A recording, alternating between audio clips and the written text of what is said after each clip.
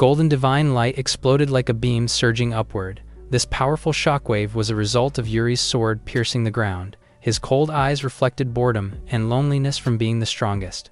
Behind him stood a towering monster, asking why he came to his nest. Yuri only looked back with a cold stare. The monster further asked why he tricked their compatriots. Enraged, as the monster's attack approached Yuri, he began speaking. His divine sword was swung around, releasing countless golden slashes. The monster winced in pain from the damage Yuri inflicted. The latter then said he has no reason to tell him since he's going to die anyway. The monster groaned, looking at the figure before him. In his eyes, Yuri is a being even more monstrous than him. But deep inside, Yuri only wanted to ease his loneliness by approaching this monster. He leaped in the air, unleashing a shower of golden swords against the enemy. He boldly said that he's looking to live freely in the next life. Yuri's divine swordplay tore through the monster's body, making him scream in pain. The monster's body disintegrated into a mysterious crystal that fell into Yuri's hand. This is the magic stone of reincarnation, an SSS-grade item. Now that this is in his hands, he can finally be free. Yuri looked at it coldly, then closed his eyes as he activated its powers. Just like that, he was reincarnated in a world far into the future. He was once a normal human, reincarnated as a mage, then reincarnated as the strongest magic swordsman, and in his recent reincarnation, he has become an F-rank adventurer. This is the life he had been dreaming of, a life of freedom. As he opened his eyes while laying down on the grass, there stood in front of him his comrades. A genuine smile stretched subtly across his lips. He then stood up from the ground. As he approached them, the story of living a free life started for him. Yuri opened his eyes. He sat down in confusion of his whereabouts. He then looked at his hands. He looked confused, not knowing who he was. The system panel appeared, displaying his name and status. He got confused if that was his name. Suddenly someone appeared behind his back. It was a bunch of goblins, looking directly at him. He stood up as he got surrounded, not knowing what those are. Someone asked him, prompting him to turn its way.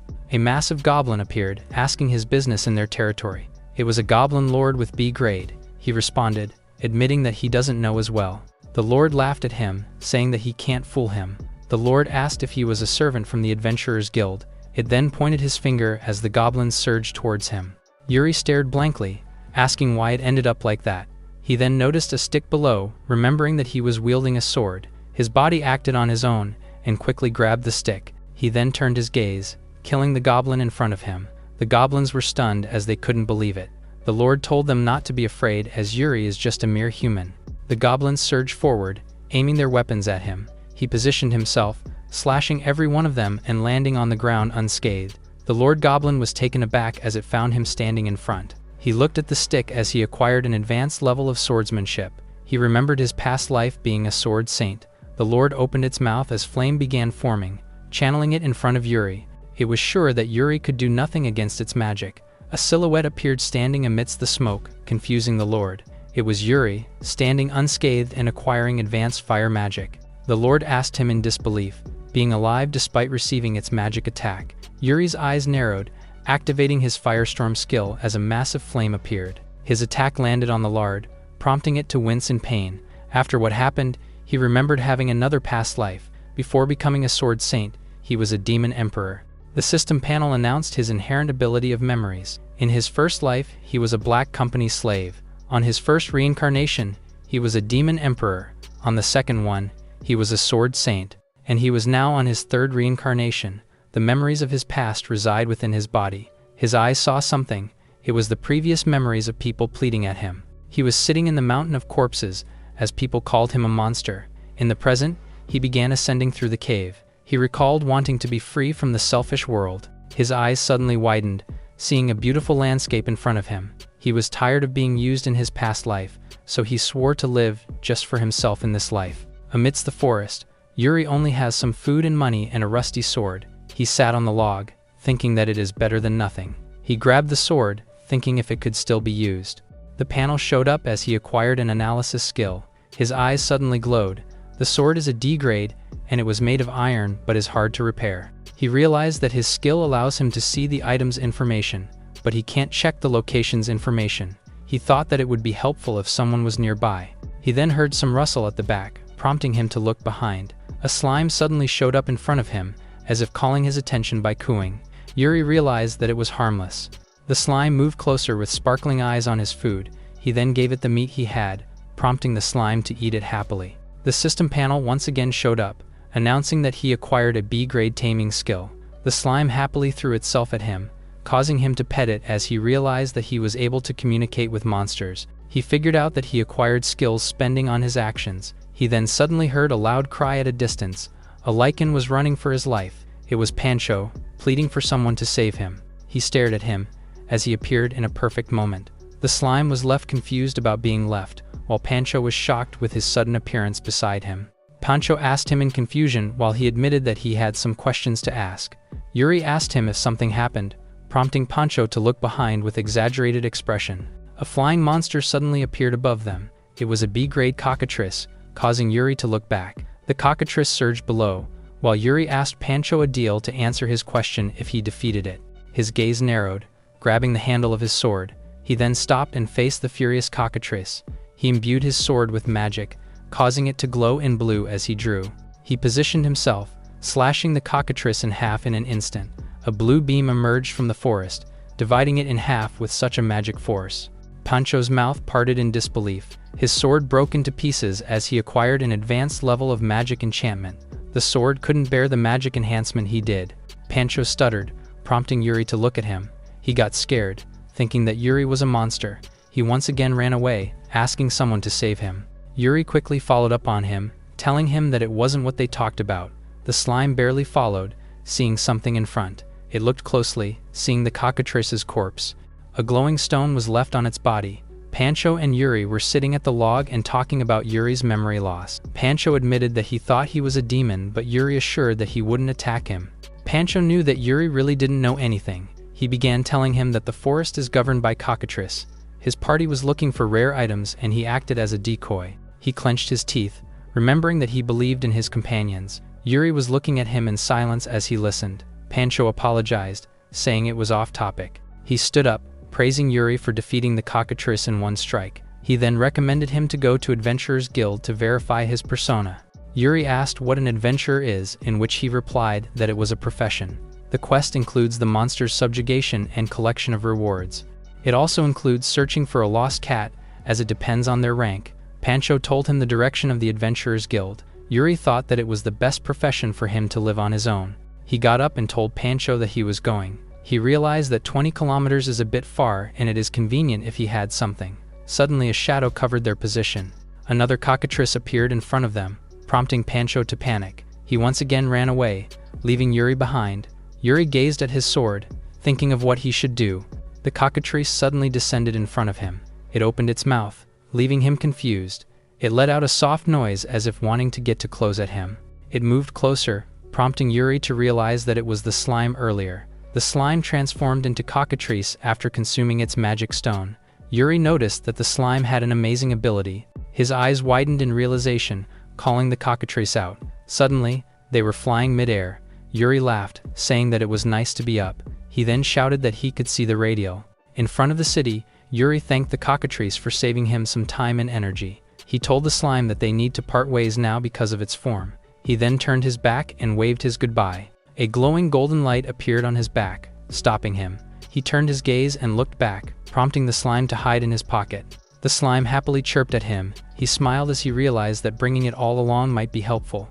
He asked the slime if it wanted to go, prompting it to smile cheerfully. He then named it Lime as they traversed towards the town. He arrived at the Adventurers Guild, telling the receptionist that he wanted to become an adventurer. The receptionist asked him for his skills and previous experiences. She told him that they now require experience because a lot wanted to become an adventurer. He thought about his past lives but realized that it's a little wrong to talk about it. Yuri told her that he has nothing special, while she replied that it could be difficult. He looked down, thinking that he should give it up. Someone suddenly caught their attention. It was an old man named Yahello. The receptionist suddenly whispered at him, prompting him to sigh. Yahello ordered her to get the thing in which she followed. He thought that their guild's dignity would fall if a newbie entered. Yuri got confused about the thing in front of him. Yahello revealed that it was a magic meter to measure someone's potential. He explained that if his potential is above 30, he will qualify for the exam. He smirked, deeming that a newbie wouldn't get a 30. Yuri called them out, asking if he could still take the examination if he broke the device. Yahello and the receptionist were stunned by his question. They both laughed while Yahello was amused by seeing someone like him. Yahello assured him that he doesn't have to worry as it can take a lot of magic. He grinned widely, reiterating that a newbie can't break it. Yuri didn't argue and started channeling his magic. His hand glowed, thinking that he doesn't have to worry. Yahello and the receptionist braced themselves as it glows brighter. Yahello's mouth parted, confused of what's happening. Yuri's magic reached 70, and it is still increasing. But Yuri didn't stop. The magic meter broke, and his magic engulfed the area. Yahello clenched his teeth while Yuri apologized to him. He then asked if there was no problem about breaking it, prompting Yahello to laugh nervously and tell him that it needed some maintenance. The latter deemed it impossible, thinking that Yuri had done some trick. Yuri just looked at him in confusion, while he grinned widely as he thought that he was calling for punishment. He turned around, telling Yuri that he will give him special permission to do the exam. Yuri thought that Yahello is a nice fellow, being unaware of the danger he had. A bunch of examinees gathered around the area. Yahello informed him that the exam will start in 3 minutes.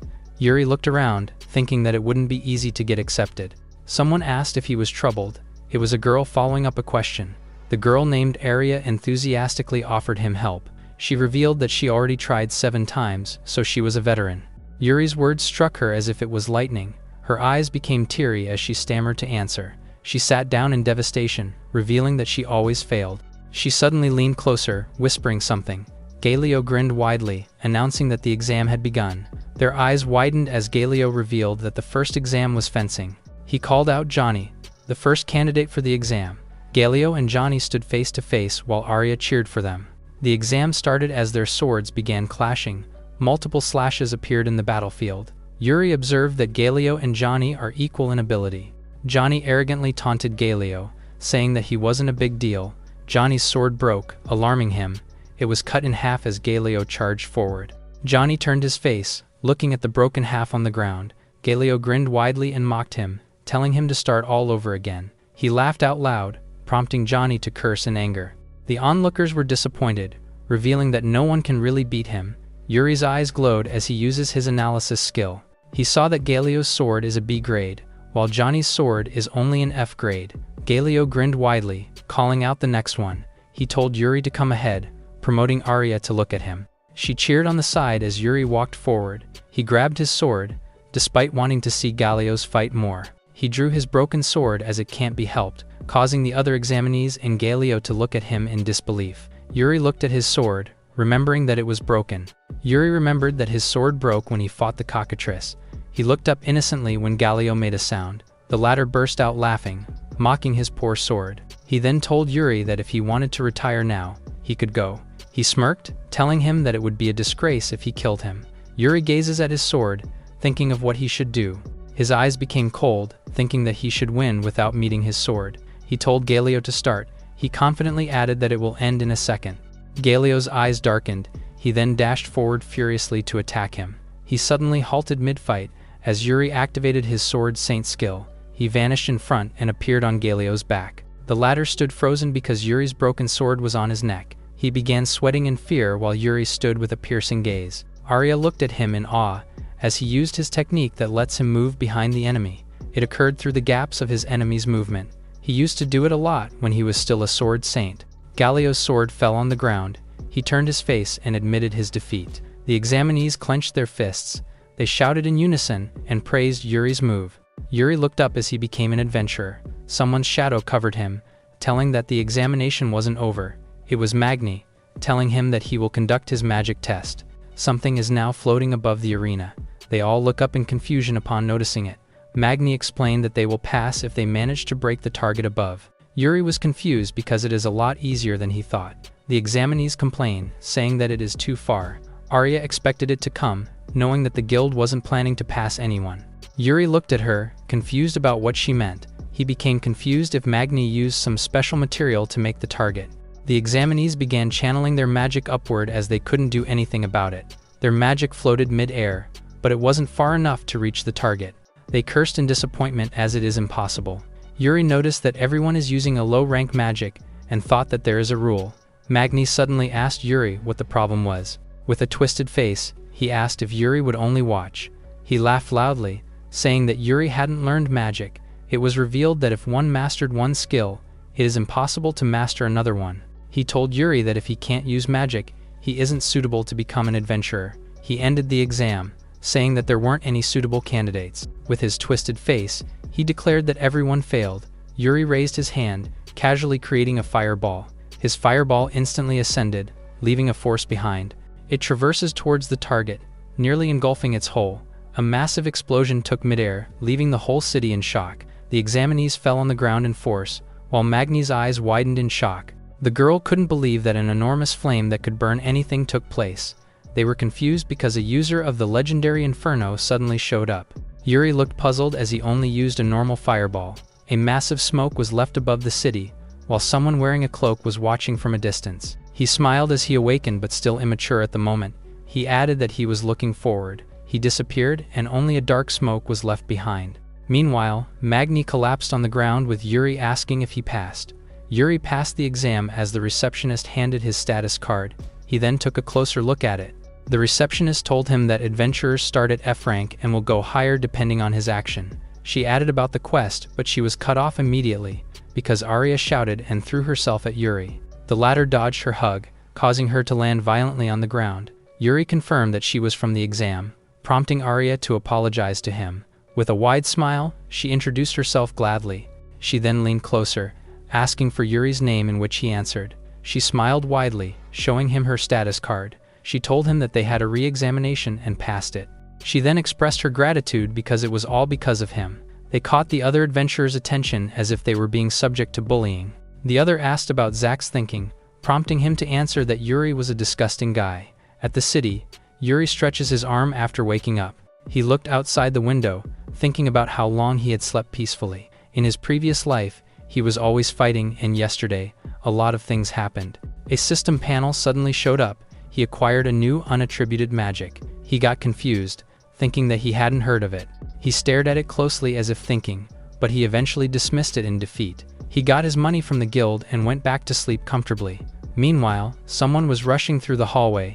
Arya cheerfully barged towards his room, greeting him. He asked her what happened, but she laughed awkwardly. Her eyes suddenly bulged out, seeing Lime as bed. Yuri explained that there wasn't a furnished bed, so he asked Lime. The latter smiled at her as Yuri introduced him.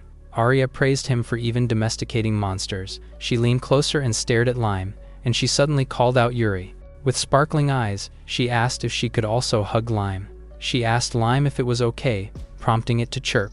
She threw herself at it, praising it for being fluffy. She suddenly remembered her agenda. She looked at him and told him that the examination wasn't over yet. She revealed that there is still a secret examination and they had to pass it. Yuri looked down, thinking that he shouldn't be fired. He then invited her to go for the secret exam as she pulled something. She proudly told him that she accepted a popular quest and asked him to go. But Yuri refused with a cold heart. She held his feet, begging to go together, but he wanted to act alone. He looked at her and said that he appreciated it, prompting Arya to call him out in devastation. He walked towards the door, leaving the poor girl. He then looked back, asking how to accept a quest and if she was fine by herself. Arya told him that she was worried about him being alone, but he didn't mind. She got up, admitting that she's not okay with anyone else. She revealed that after seeing his performance, she wanted to become like him. She moved closer, telling him that she wanted to learn more about his power. Yuri realized that Arya is right and it is better to act with her. He sighed in defeat and accepted her invitation. His eyes suddenly widened. He turned his back and told her to wait outside. After ensuring that she went outside, he instantly opened the window. He looked at the capital as if observing something. He then pointed out his finger. With eyes half closed, he activated his sniper fireball. A piercing beam of fire traverses midair, hitting the clock tower from a distance. The assassin's eyes widened as it descended towards them. The surroundings glowed as it hit them. The lens of the binocular instantly broke. The other one told his comrades to retreat and informed Zack about it. Yuri looked out the window, holding his hand. He was confused as to why someone would watch him. Arya suddenly called him out, asking if he was ready. At the forest, Arya led the way while Yuri followed her from behind. The latter seemed tired that he's about to be in a forest again. As they were walking, Grade F Forest Mouse and Rabbit were watching them. Yuri noticed them and stopped, surprising the rodents. They hurriedly scurried away back to the bushes, leaving him speechless. He then tells Arya that the quest is more peaceful than he imagined. Arya then said that she accepted a popular quest with low danger levels. She then told him that she's been waiting since early morning just for this. Hearing this, Yuri said she was amazing. Arya was utterly happy to have received such compliments from Yuri. She then stopped, realizing something. Yuri was about to take a turn opposite from the North Forest, so she stopped him, but the latter asked if it was fine to look for it down this path. However, Arya revealed that this way is connected to the East Forest. It is an infested area full of strong monsters, making it dangerous for them. She immediately pulled him, saying he only needs to keep quiet and follow her. Now that he remembers it, he woke up in the direction of the East Forest. In that place, there were indeed only high-ranking monsters. He then casually told her that he defeated a cockatrice yesterday, but she didn't believe it. Finally, they're nearing the entrance of the North Forest. As they arrived, Arya introduced him to the breeding grounds of medicinal herbs, but the land they arrived at is nothing but dry soil. Yuri asked where the medicinal herbs were, while Arya panicked that they're gone. They then speculated that someone already took them all. From behind them, a figure emerged and talked to them. It was Zack and his group, politely saying they have taken the herbs already. They introduced themselves as their senpai and told them they can put their guard down. Yuri remembered that these people were at the guild reception. They then promised to share some with them. Arya was delighted, while Zack told them that it's normal for adventurers to help each other. Hearing this, Arya was moved to tears, but as she was about to reach for the herbs, Zack suddenly dropped it. Her eyes widened in shock as she watched the herb fall to the ground. He then stepped on it, crushing it to the ground. Zack's polite smiles turned wicked, revealing it was all a charade. They then began berating them for being newbie adventurers. Yuri watched with dangerous calmness as they continued to speak, while Arya fell silent as they said this isn't the profession for them. They then told them to give up already, leaving them in the empty medicinal herb field. Now that he thinks about it, Yuri figured out they were the one he sensed this morning. He couldn't even remember doing anything to earn their hate. Arya finally exploded, calling those jerks disgusting, but she wasn't willing to give up and search the area for medicinal herbs. Yuri knew his license would get cancelled if he didn't do anything, but he also knew that searching the area with just the two of them isn't realistic. As he wondered what to do, Lime emerged from his pocket with a cheerful chirp. It began jumping up and down on top of his palm, trying to say something. His message was communicated directly into Yuri, making him realize what he was trying to say. He stared at the slime, while the latter stared back at him. He lowered Lime as he looked up, preparing to gain momentum. He then threw him up high in the air as he let out a cheerful chirp. Suddenly, the slime began expanding his body, almost covering the whole area. From his big body, countless little versions of Lime began emerging. They ran all around the place in search of medicinal herbs, surprising Arya. She wondered what was going on after seeing so many limes. Yuri wore a confident smile. This would make their task a lot easier. Lime began searching the area with his clones, sweeping the forest to see any traces of medicinal herbs. In no time, they were able to gather a mountain of these herbs. Arya jumped up and down in delight that he gathered this much in just 1 hour. Yuri patted the slime and praised him, to which he delightedly chirped. While he suggested returning to the guild, Arya seemed to be sad. She then apologized and told him to return to the guild first. She said she just suddenly felt like walking around the forest for a while. With his usual calm demeanor, Yuri only stared at her. As she walked around the forest, she couldn't help but be amazed by Yuri. She then pulled out something from her pocket. It was the crushed herb from earlier.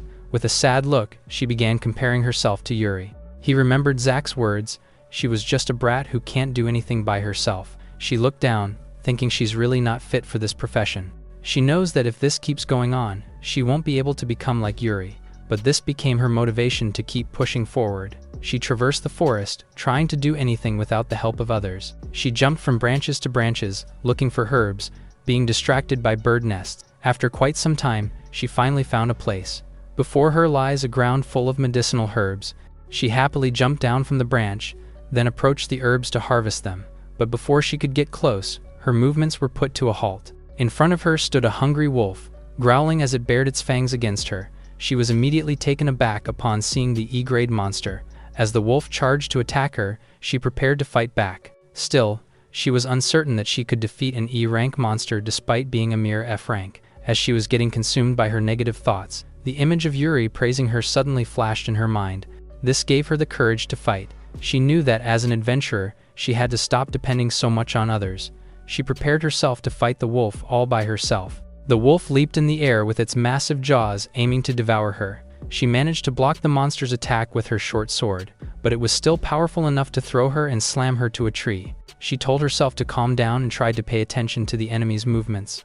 But the wolf won't let her take any rest and continues to attack. The tree trunk trembled as the wolf slammed towards it. But to his surprise, Arya was not there and evaded his attack. She leaped in the air, eyeing on the wolf while preparing to sweep down with an attack. She yelled as she jumped down on the wolf, aiming to stab him. The wolf watched her warily, preparing to counter. But Arya's attack successfully landed on him, planting the sword on his head. She panted as the dead wolf lay defeated beneath her feet. She looked down on it while catching her breath, thinking she really made it. She smiled, declaring that she had won. She cheerfully celebrated upon realizing that she can do it if she tried, but it was too early for her to celebrate. Countless more wolves were waiting behind the bushes to ambush her. That was when she realized that the enemies had already surrounded her. She couldn't believe that there wasn't just one. The wolves began charging at her, while she gritted her teeth and closed her eyes in fear. Suddenly, Yuri streaked through the field, saving Arya from the wolves. As she opened her eyes, she was surprised to see Yuri holding her. With a cold expression, he confidently told her to leave the rest to him. Arya called up to Yuri as the wolves began surrounding them. She was surprised as she asked why he was there. He then said that he could never return by himself. He told her that she was following her from behind, commending her nimble pace. He also brought up her battle against the wolf earlier, saying that it was a really good fight. Arya couldn't hide her happiness and let out a soft smile. But they're in no place to leisurely hang out. The wolves roared at them. They began charging at them all together. Unimpressed, Yuri only looked at the mobs with cold eyes. He remembered acquiring water magic when he drank water last night. He began releasing his mana, aiming to try using his newly acquired magic. From his hands flowed forth the elemental magic of water. A simple water emission became a massive water tornado. The wolves immediately backed off upon seeing the magic unleashed by Yuri. They were hesitating to approach him as they growled. However, Yuri knew that all he could do with that magic was to buy time. As soon as he stopped using it, the wolves began charging at him again. With this, he decided he would finish it with the method he's most familiar with.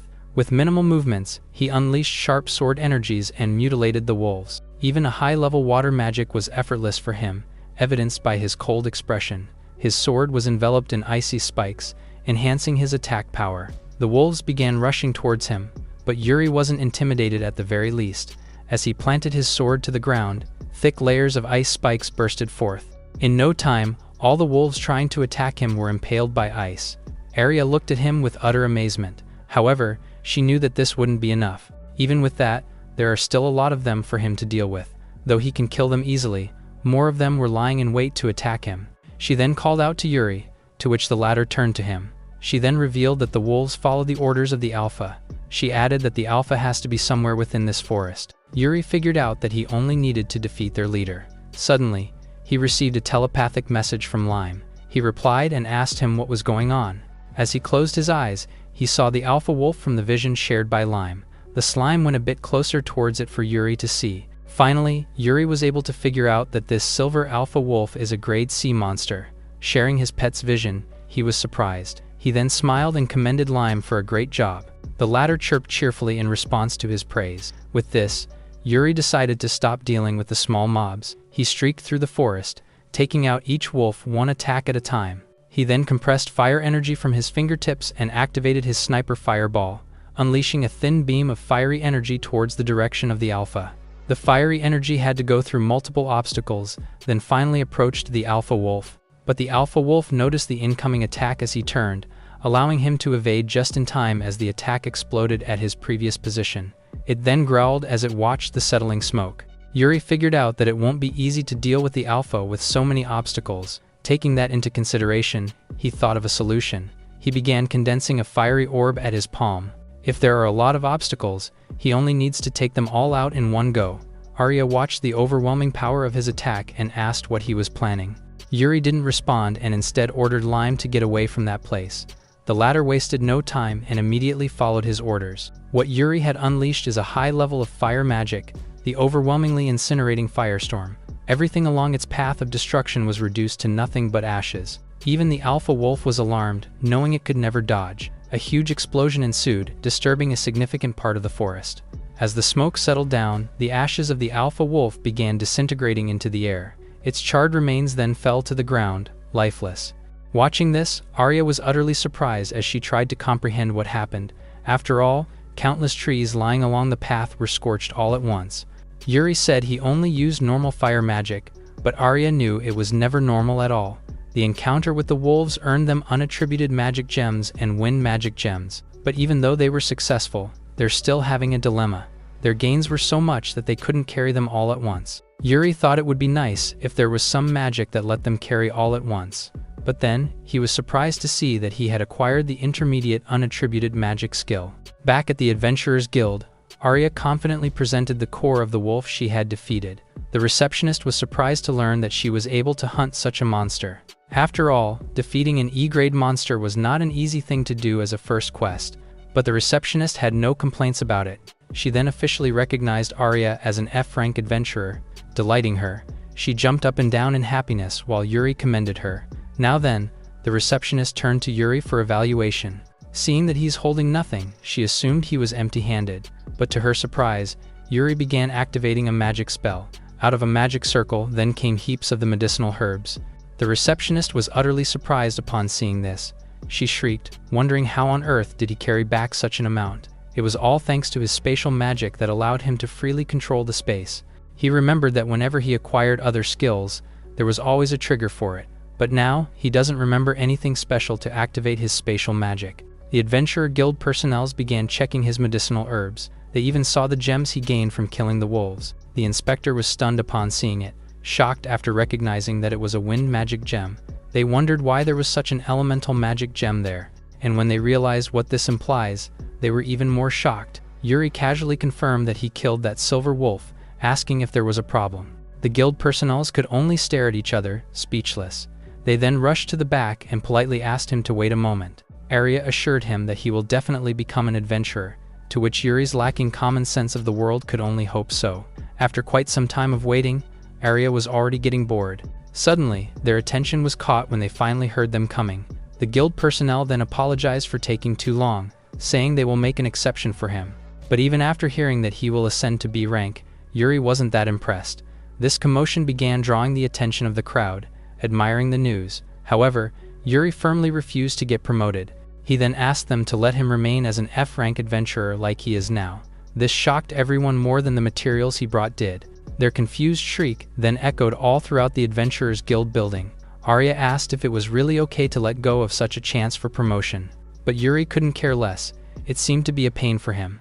After all, high ranking is equal to more annoying things along the way. Arya was about to speak and convince him, but her words were cut off. She could only watch the back of the man who declared he just wanted to live freely. From then on, he would count on her as an F-rank adventurer comrade. Arya could only be amazed by his words. She added that he always has self-confidence and cares about whatever he does. With his usual cold eyes, he looked at Arya, who began to compare herself to him in a degrading manner.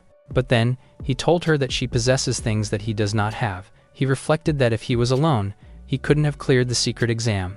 Though his eyes and expression were cold and nonchalant, the warmth of his praises was enough to move Arya. With the mood finally lightened up, the two began walking on their way. Little did they know, a figure was secretly watching them from behind. It was Zack, looking at Yuri with utmost contempt. He then turned to another mysterious figure and asked him if he could kill him. The assassin spoke confidently, telling him to leave it to him. While they were walking, Arya stretched her body. Yuri noticed it and asked if she was tired, to which she confirmed. He told her to not push herself and get some rest, to which she agreed. She also asked him to get some rest since it isn't good to stay up too late.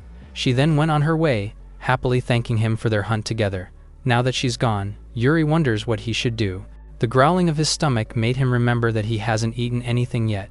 With this, he decided to eat out at the adventurer's bar. As he entered, Yuri was welcomed by a familiar person. It was Pancho, shocked to see him as he asked what he was doing there. He recalled that he was the one from the forest in the east earlier. He recalled his name was Pancho, to which Pancho angrily corrected him. It turns out that the latter had already quit from being an adventurer. He was afraid of dying, and he couldn't find a reason to continue after being abandoned. So instead of risking his life out there, he plans to start a new life as a cook. He then served the dish to Yuri after preparing it. It was Pancho's specialty, the spaghetti nero. It is a special pasta dish made with plenty of fresh seafood. Taking a bite of his dish was the first time Yuri's face lightened up like that. Pancho was happy to hear the latter's praise for his cooking. As Yuri continued digging into the food, Pancho mentioned that Yuri was really a famous adventurer. His feats like breaking the ability meter and beating an examiner were the hottest topics. However, Pancho warned him to be wary of catching Zack's attention. Hearing his name, Yuri remembered that it was that jerk from before. When he asked if Pancho was acquainted with him, he only went silent. It turns out that Zack was none other than the one who abandoned him. He's a selfish person who has no qualms about the method as long as it benefits him. It was even rumored that he's recently hiring assassins to hunt down rookies. Yuri then asked if what he meant by assassins were guys like this one. Suddenly, the clown assassin emerged out of nowhere and charged against Yuri. He was able to dodge as the assassin hit the table. The clown assassin then threatened to stab him to death. But Yuri was never impressed, nor intimidated at all. Pancho wondered why such an assassin joker was there. The assassin continued going after Yuri, who stood nonchalantly. He effortlessly blocked the attack while contemplating the situation. However, his sword broke after making contact with the enemy's weapon. The assassin wasn't willing to give him a chance to breathe and unleashed simultaneous attacks, but none of it landed. Yuri was effortlessly evading everything. Seeing that he kept on running, the assassin thought Yuri was weaker than him, but in reality, the latter was just hesitant to use his magic since it would destroy the place. He knew he needed something he could use as a substitute for his sword. The assassin went after him, his weapon almost about to hit him. Yuri looked back and saw alcoholic beverages from behind. As he evaded, the assassin's attack landed on the alcohol shelf. Yuri immediately picked up a bottle that was tossed in the air. The assassin looked back, surprised. Yuri borrowed the bottle as a weapon and enhanced it with magic. By using impact diffusion on it, the mere alcohol bottle became a formidable blunt weapon. The assassin didn't know what on earth hit him. He only found himself laying defeated on the floor as Yuri approached him. The latter threw the bottle and picked up his broken sword. Looking at it, he realized he really should buy a new weapon. He then asked Pancho, who was still surprised, if there were any good weapon shops around, but Pancho was still grieving that his store got thrashed all over. Meanwhile, Zack can be seen hiding behind the walls outside the store. He gritted his teeth in frustration that Yuri didn't die. He walked out of that place in a grim mood.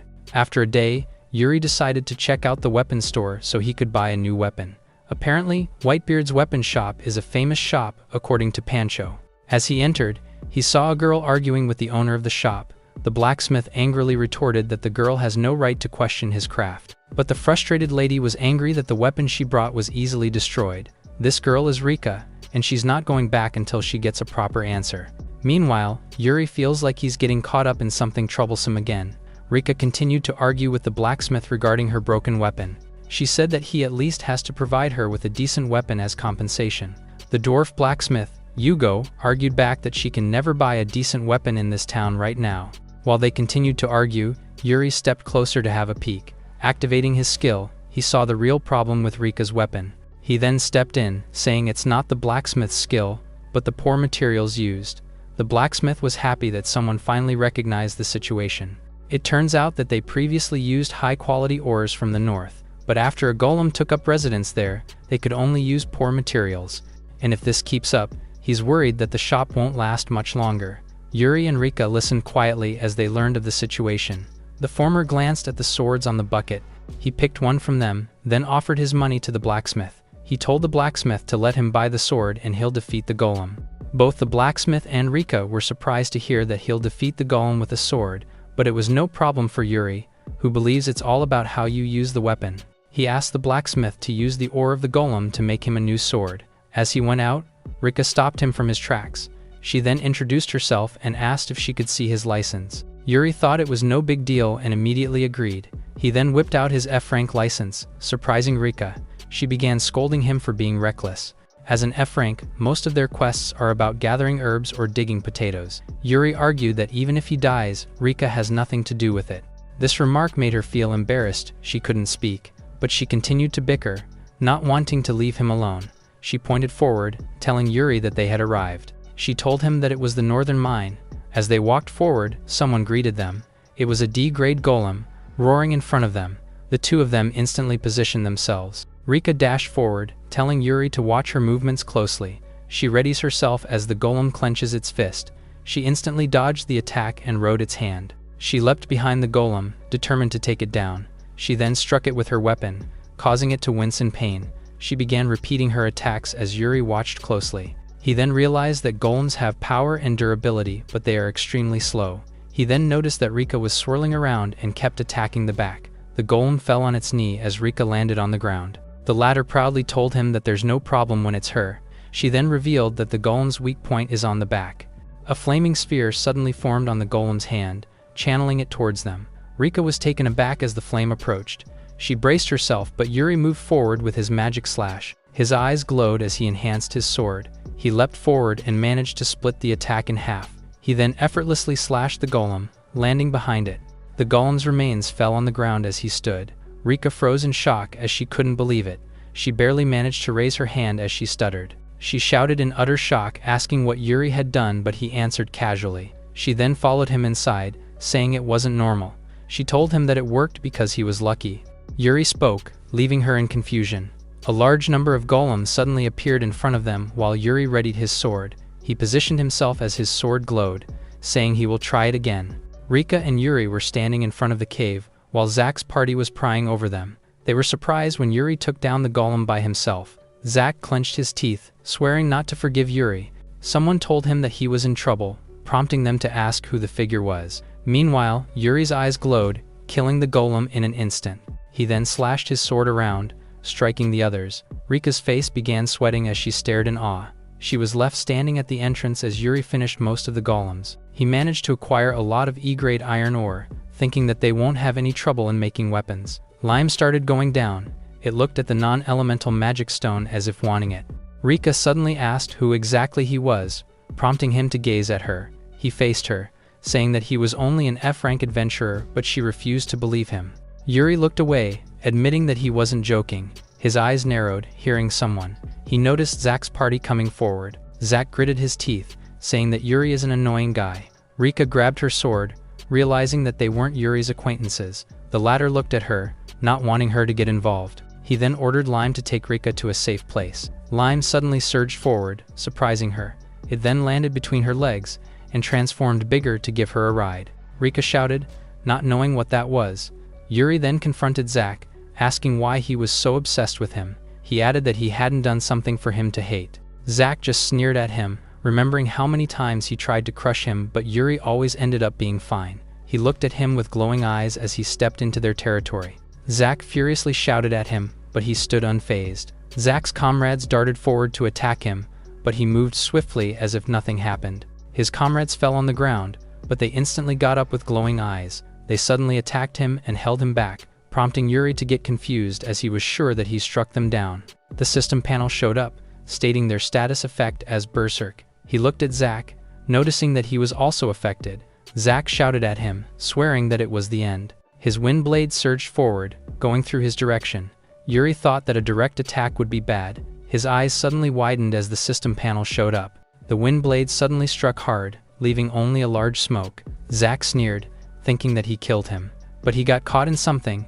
It was Yuri controlling the wind he attacked. Yuri managed to acquire an advanced wind magic, prompting Zak to react in shock. Yuri used his Gale Blast and sent Zak flying midair. He then struck down the ground, sending all of them away. Yuri looked at his hand as he acquired wind magic by just watching Zak. He then stared in front blankly, but his gaze suddenly landed behind. He called out someone, telling them to come out. A large shadow suddenly appeared. It then revealed a ninja with a confident figure. He then grinned widely and greeted Yuri, but the latter just stared at him blankly. The ninja greeted Yuri, introducing himself as Nero. Yuri noticed that Nero is quite skilled because he shielded himself from his attack. Nero praised him, saying that the weaklings couldn't stand up to him. He extended his hand, giving Yuri two choices. He asked him to join them or to die in his own hand. Yuri looked down, having to feel something. He somehow recognized familiarity with Nero. His memories flashed through his eyes, seeing himself looking at the bunch of soldiers. When he was a sword saint, he suffered a lot by joining an organization like theirs. Yuri directly asked if Nero was one of the numbers, prompting Nero to react in shock. The latter found it interesting because Yuri knew about them, thinking he might be one of them. He then asked Yuri to show him his hand to check his number. He proudly showed Yuri the number at the back of his hand. Yuri looked at his hand, remembering something. The members of the organization have numbers inscribed in them. The lower the number, the stronger the combat ability. He wondered if he still has the number inscribed in his reincarnated body. Nero's eyes widened in disbelief, seeing Yuri's number as 0. Nero deemed it impossible as the number already retired 500 years ago. Yuri was confused about 0 because the strongest is number 1. Nero thought that Yuri was fooling them with a fake number. He instantly dashed forward to attack him. He swirled around him, leaving his afterimages. He spoke behind Yuri, asking if he could keep up with his speed. Yuri recognized that he is indeed fast, the fastest he had encountered so far. Nero was surprised when Yuri dodged his attack effortlessly. He was wielding a B-grade poisonous dagger. Seeing that Yuri reminded himself to be careful, he raised his arm to attack, restricting this every move. He then launched a massive fireball towards Nero, but he only mocked his attack as he appeared unscathed. Yuri blankly told him that he didn't intend to defeat him with that. Instead, he followed up a wind blade as he caught him off guard. The blade landed on Nero's thigh, causing him to curse. He then grinned widely, praising how formidable Yuri was. He was surprised when ice coated his entire feet. He clenched his teeth, being immobilized. Yuri then raised his hand and summoned a water whirlwind, causing him to wince. Nero was in utter shock because Yuri used 3 magic at once. His mouth then parted, seeing Yuri use his enchantment magic on his sword. He then panicked, asking Yuri to stop. He shouted in desperation, but Yuri didn't stop and landed his final blow. Nero became an ice statue, while Yuri swore that he will never be chained down once again. He looked back, determined to live freely. Back to the weapon shop, the blacksmith showed the sword he had created. Yuri expressed his gratitude, saying that he owes him. He held up the B-grade buster sword, thinking it should be enough for a while. Yuri became confused, as the blacksmith used a lot of good material, but the latter waved it off. He smiled widely and urged him to take it because he can make weapons again. Yuri smiled in response and thanked him. He was in disbelief as the blacksmith gave him such service by taking down the golems. He now secured a good sword and acquired a new skill. He turned his gaze, hearing them call him out. It was Rika and Arya, telling him all the good news they had. The two of them suddenly noticed each other, becoming curious of each other's name. Arya suddenly bickered, asking Yuri if he likes girls like Rika, but the latter refused. Yuri decided to walk away silently as the two converse. He smiled, thinking that becoming an F-rank adventurer is fun. The receptionist's greetings echo inside the guild. Yuri was looking for a hunting quest with high reward and a lot of monsters. He told her that he wanted to give Lime more magic stones. The receptionist handed a quest, saying it is perfect for him. The quest is a goblin hunt, having good rewards. Yuri settled the job while Lime chirped. The receptionist halted him, saying there is one condition for the quest. He needed to form a party for safety considerations. Yuri checked the party recruitment board, looking for one. He overheard the three from afar talking. Mycel told Lid to get going, but the latter told them to wait. Yuri called them up, saying that he saw the job. Lid grinned widely, saying they have been waiting, but he was disgusted at the back of his mind. He walks forward, saying that Yuri fits the requirements. He then asked him to show his license, in which he followed. He read it closely, but threw it at Yuri after. Being furious, he told him to get lost because he is an F rank. The three of them walked away to do it themselves. Yuri was confused if he did something to offend them, finding it difficult to form a party. He then looked down, thinking of what to do. Someone called him out and caught his attention. It was Rika, asking what he was doing. The two of them walked on the streets, while Rika found it unfortunate for Yuri. The latter told her that she saved him, and Rika told him the same. She revealed that the goblins at the northern forest had been hunted, so she decided to go to the western highlands. Yuri told her that 2 hours is a bit far, in which she agreed. Yuri looks at Lime, while Rika was hoping for something they could ride. She got confused when Yuri told her that they have. Lime glowed brightly as Yuri put his trust on her. Lime then transformed into a cockatrice, causing Rika to bulge her eyes out in shock. As they ascended, Rika kept shouting in shock. She was weeping, asking what that is. Yuri answered that they are just riding the transformed Lime, which is normal. They arrived at Western Highlands with Lime transforming back. Yuri thanked Lime while Rika almost threw up at such speed. Her gaze suddenly shifted. She praised the wonderful view around. Rika sat down, telling Yuri that the water was clear. Yuri suddenly noticed something, prompting him to turn his gaze. An arrow suddenly appeared, directing towards Rika. Her eyes widened as she noticed, but Yuri managed to quickly grab the arrow. Rika apologized quickly, while Yuri seemed to realize something. He managed to discover that they were attacking when the adventurers were relaxing. The goblins grinned at them with a sneaky laugh. Yuri activated his analysis skill, counting the number of the goblins around. A bunch of arrows suddenly surged towards them, prompting Yuri to grab his sword. He managed to block the arrows with his sword slashes. Rika was just standing behind. Her eyes widened in amusement as she watched him, her lips sealed in seriousness, while Yuri was facing the goblins ahead. The goblins positioned themselves, making a sketchy sound. Yuri raised his sword, determined to finish it in one go. Rika suddenly walked forward and halted him. She asked if Yuri could let her handle the goblins. She then pulled her sword out, saying that she should fight as a knight. Rika instantly dashed forward, swinging her sword. She slashes down the goblins with determination, not wanting to be a burden again. She moved with grace and eagerness while killing them. Yuri watched her closely, realizing that she is an amazing adventurer, but there were many of the goblins around, so he ordered Rika to hold the front line. Rika glowed as Yuri cast enhancement magic on her. She was confused about what happened. As she swiftly slashed the goblins ahead, her body felt light and she was full with power. She curiously asked Yuri, but he just told her that he'll leave the enemies on the ground with her. He noticed the goblins attacking from the trees. He told her that he will take care of the enemies above. He summoned his arcane cannon, attacking them from a distance. The goblins' corpses were all over the ground, while Rika was gasping for breath, defeating a lot with just the two of them. She instantly got up, eager to know what Yuri did to her body. Yuri told her that he enhanced her body, saying it's normal, but she retaliated. He asked Lime if the magic stones were tasty while Rika looked at him in confusion. She clenched her teeth, feeling something. She then landed on her knee, prompting Yuri to ask her. The latter rushed towards her as she told her that she just got grazed. Yuri activated his analysis skill, seeing Rika's wound with poison. He knelt down, informing that she got poison. He then ordered Lime to suck out the poison on Rika, in which she instantly followed and attached herself on the wound. She began sucking it and the wound instantly healed. Yuri suddenly acquired an advanced holy magic by doing it. Rika thanked Lime, saying she felt much better now. She was about to get up when Yuri stopped her because it still hurts. He closed his eyes and began glowing using healing magic. Rika was surprised, asking where he learned the rare magic. Yuri casually told her that he learned it just now. Rika scolded him, saying that it is the rarest magic of all. She then led the way, saying that they should find the nest, but she doubted it because it is not easy to find it. Yuri suddenly told her that he knew where to find it, prompting her to turn around. He admitted that he saw some escaping and he attached Lime's part on them. Lime cheerfully responded. She then instantly transformed and guided them to the goblin's nest.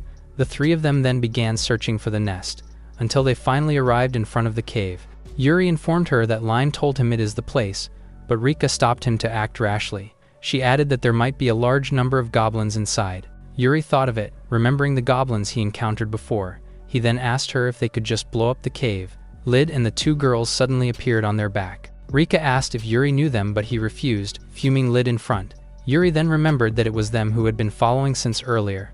Lid commended him, but a mock didn't escape from his mouth. He then asked Yuri to turn back from there. He arrogantly told him that he won't stand a chance against the strong goblins. The three of them then entered the nest arrogantly. Rika was glad that he didn't join their party. The two of them then walked forward, while Rika reminded him to proceed carefully.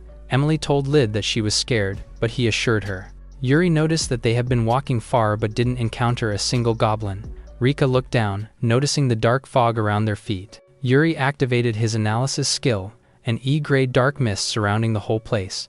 Yuri deduces that it must be the enemy's magic, while Lid's party haven't recognized it yet. He knew that there were more of them than before, and they were preparing a surprise attack. Yuri turned around, and the goblins began emerging from the dark. The two of them quickly reacted and slashed them. Rika assures Yuri that they are just goblins. Yuri noticed that their attacks are uncoordinated and only relying on numbers. The goblins started moving forward, making Yuri feel something strange. Meanwhile, Lid arrogantly told the ladies that it is a piece of cake. He suddenly stopped when a towering figure covered him.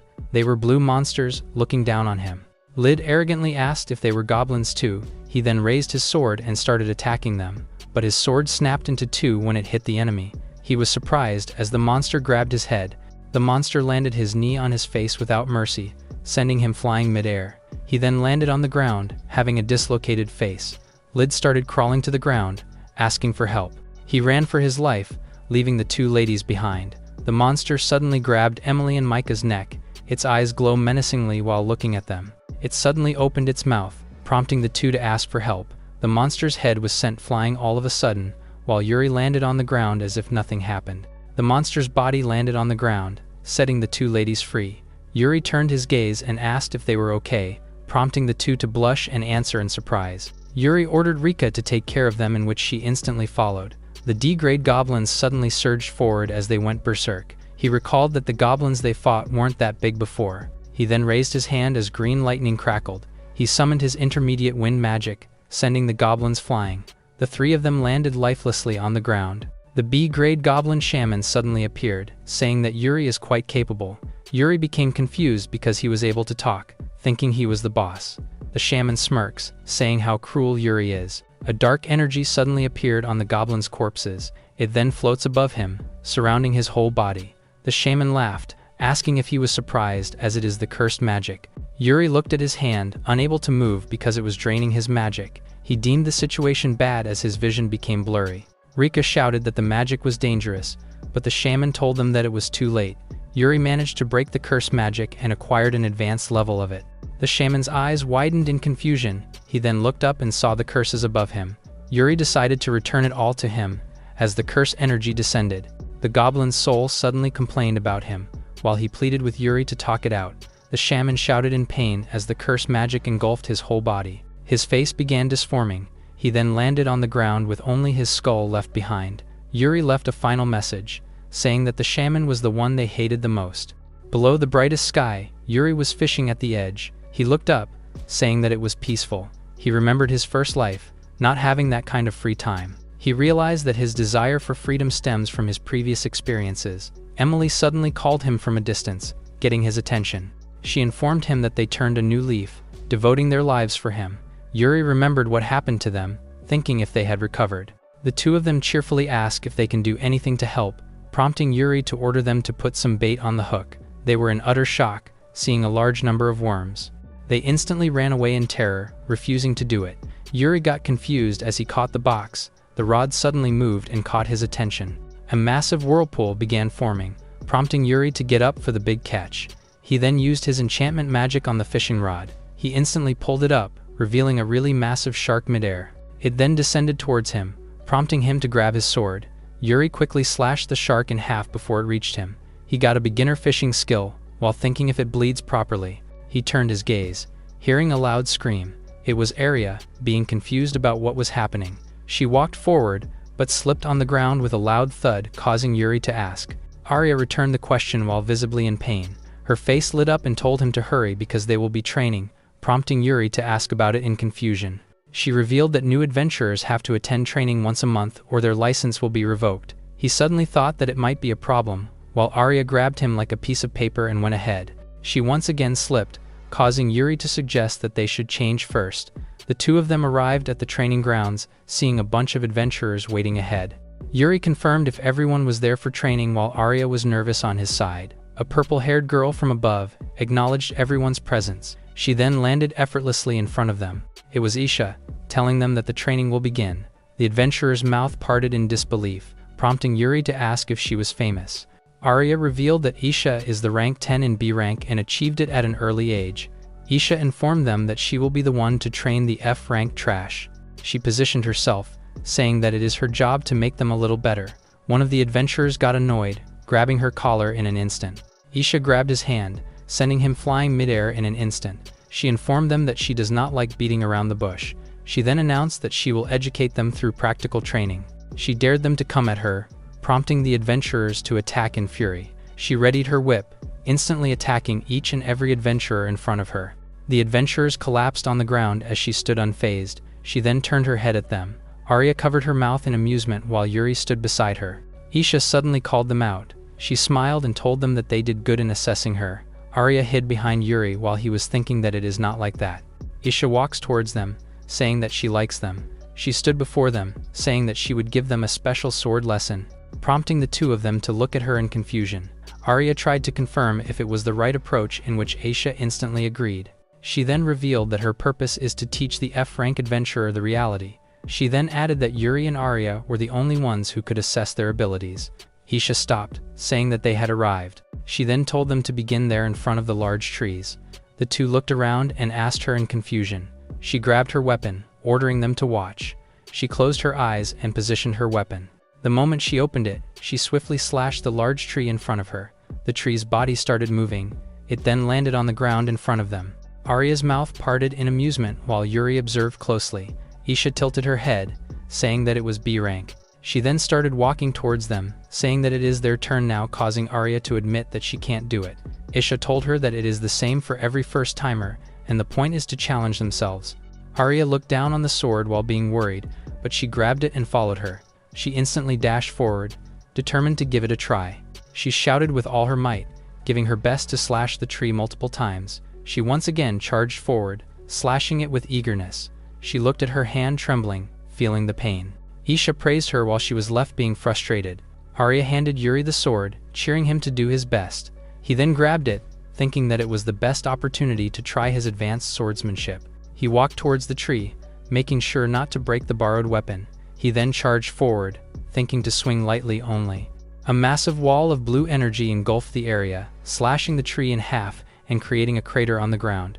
Yuri believed that he controlled his strength well because the sword was safe. His gaze landed on the girls at the back, seeing them frozen. Isha's eyes widened in disbelief, while Yuri explained that he just did what she told them and asked if it was strange. Isha hesitantly told him that it is normal while Arya seemed to scold her. Yuri believed it while Isha assured that there would be no problem even if he wiped out the forest. Later, they arrived at the rocky area to practice their magic. Isha suddenly pointed at Yuri, asking if he was taught magic before, in which he denied. She smiled faintly, happily announcing that Yuri is a beginner in magic. Being delightful, she proceeded to show them another example. Her sword began burning. She then swiftly dashed forward and used her advanced infernal spear. A massive fire explosion suddenly took place, sending rocks from all over the place. Yuri watched closely while Arya stared at it in awe. The latter praised her for doing amazing, in which she arrogantly agreed. Yuri praised it internally, thinking that it was an incredible spell. Isha pointed at him, saying that he is next while lecturing him. Arya cheered for him, saying to do his best. He closed his eyes, thinking about imagination. His sword suddenly covered in flame. It became massive and glowed brightly above. His face lit up from the flame, activating his advanced magic. He threw his burning sword, imitating Isha's spell. The sword traverses really far, landing on a mountain and causing a massive explosion. Isha and Arya's eyes bulged out in shock, while something caught Yuri's attention.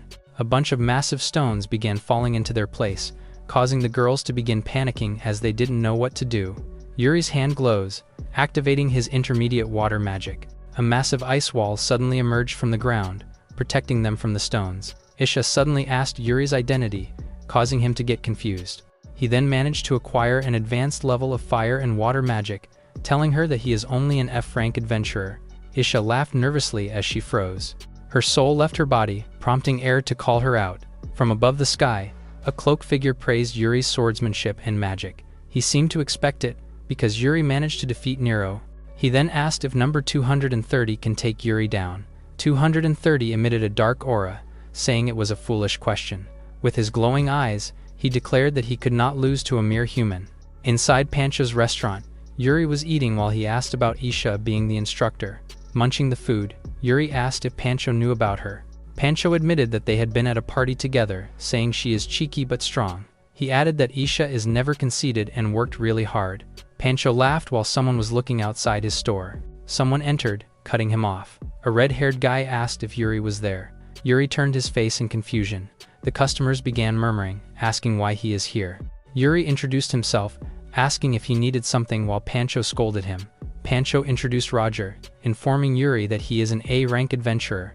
Roger sat down beside Yuri while Pancho greeted him. He looked at him, believing what Isha had said. He admitted that Yuri is quite a fearless man.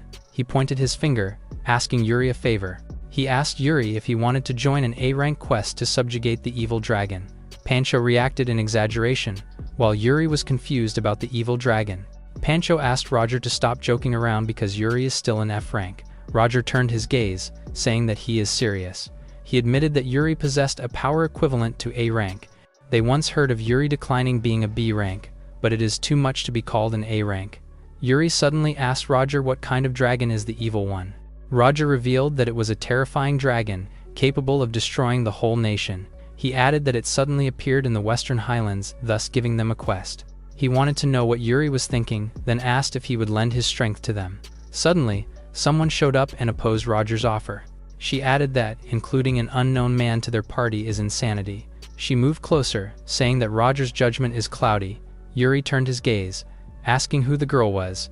Chloe introduced herself, saying that she is the rank 3 of B rank. She admitted that she heard of him, thinking he was using a trick. She added that she does not acknowledge his ability because he was an F rank. but Yuri answered that he even hasn't agreed yet. Roger told Chloe to cut it out, saying that rank isn't everything for adventurers. She remained silent, but dared to test Yuri right now while holding a fork. She faced Yuri, asking him to play a little game. Yuri got confused, asking what it was about. The fork was now covered with golden energy as she replied. She told him that if he can return the fork that she's about to throw, she will acknowledge him. Yuri boredly told her that he had not accepted the offer, but he wanted to give the game a try. He stood up, facing Chloe up front. They were looking straight at each other's eyes while the fork was glowing. Roger sighed in disbelief, while Pancho was looking at them in awe. Chloe's eyes narrowed. She then swiftly threw the fork in front. Yuri acknowledged her speed and magic, while pointing his finger out. With a faint energy, he managed to stop the fork. Chloe's mouth parted in shock, while the fork was now covered in blue energy. Yuri flickered his finger, returning the fork. A glowing blue trail flashed before their eyes as the fork traversed. The fork landed, creating an explosion behind. It perfectly pricked the wall and broke it. Chloe's face went pale, deeming it impossible. She turned her gaze, thinking that she'd be dead if it hit her. She then realized that Yuri deflected the work so that it wouldn't hit her. Roger smiled brightly, deciding that Yuri is now the final member. Yuri tried to refuse, but Roger didn't listen and counted on him for the next day. Pancho knelt down and mourned for his store, prompting Yuri to apologize. The carriage took its path on the bumpy road. Roger turned his face, apologizing. The three of them looked bored as they rode the small carriage. Yuri looked at Isha, confirming that she's part of it too. Isha smiles and confirms it, saying she will show the difference between a junior and senior. Chloe interferes, saying that supporting an F rank fits the 10th rank. The two girls bicker, leaving Yuri in the middle of chaos. Yuri felt out of place because he was with an A rank and 2 B rank. Roger suddenly asked Yuri if he was using a slime. The latter confirms and introduces Lime as his companion. Roger praised his rare skill, while Chloe opposed and mocked Yuri. Lime suddenly jumped on her shoulder, making her surprised. She instantly got mad and stopped Lime, but Yuri told her that Lime has taken a liking to her. Yuri suddenly noticed something. He then told everyone to get off the carriage immediately. A massive explosion suddenly took place, ruining the entire carriage. They managed to dodge the attack, thinking it was the evil dragon. A group of wyverns suddenly showed up in the sky, but these are just regular dragons. Yuri was confused as its status states tamed, thinking someone is controlling it.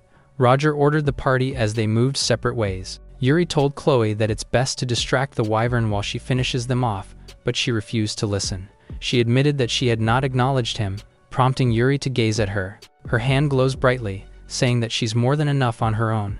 Blue tendrils suddenly surged towards the wyvern, causing them to attack furiously. But Chloe flickered her finger, saying that they won't be able to escape. The blue tendrils shine above, attacking each wyvern precisely. The dragon's corpses landed in front of them, prompting her to smile and take it easy while Yuri realized that he didn't need to step in. Isha informed them that another is coming. It was a B-rank meteor wyvern, looming before them. Yuri's eyes glowed, seeing that it is tamed too. Isha's sword glowed in flame, determined to finish it while Chloe summoned a bow and arrow. Their contrasting attacks traversed midair, aiming at the meteor wyvern. The dragon opened its mouth, with a massive fireball instantly swallowing their attacks. Isha and Chloe's eyes widened in disbelief, while Yuri's eyes narrowed as he called out Lime. The latter got bigger and swallowed the massive fireball. She then closed her eyes as if she was eating something tasty. The girls' mouths parted in shock, witnessing such a thing.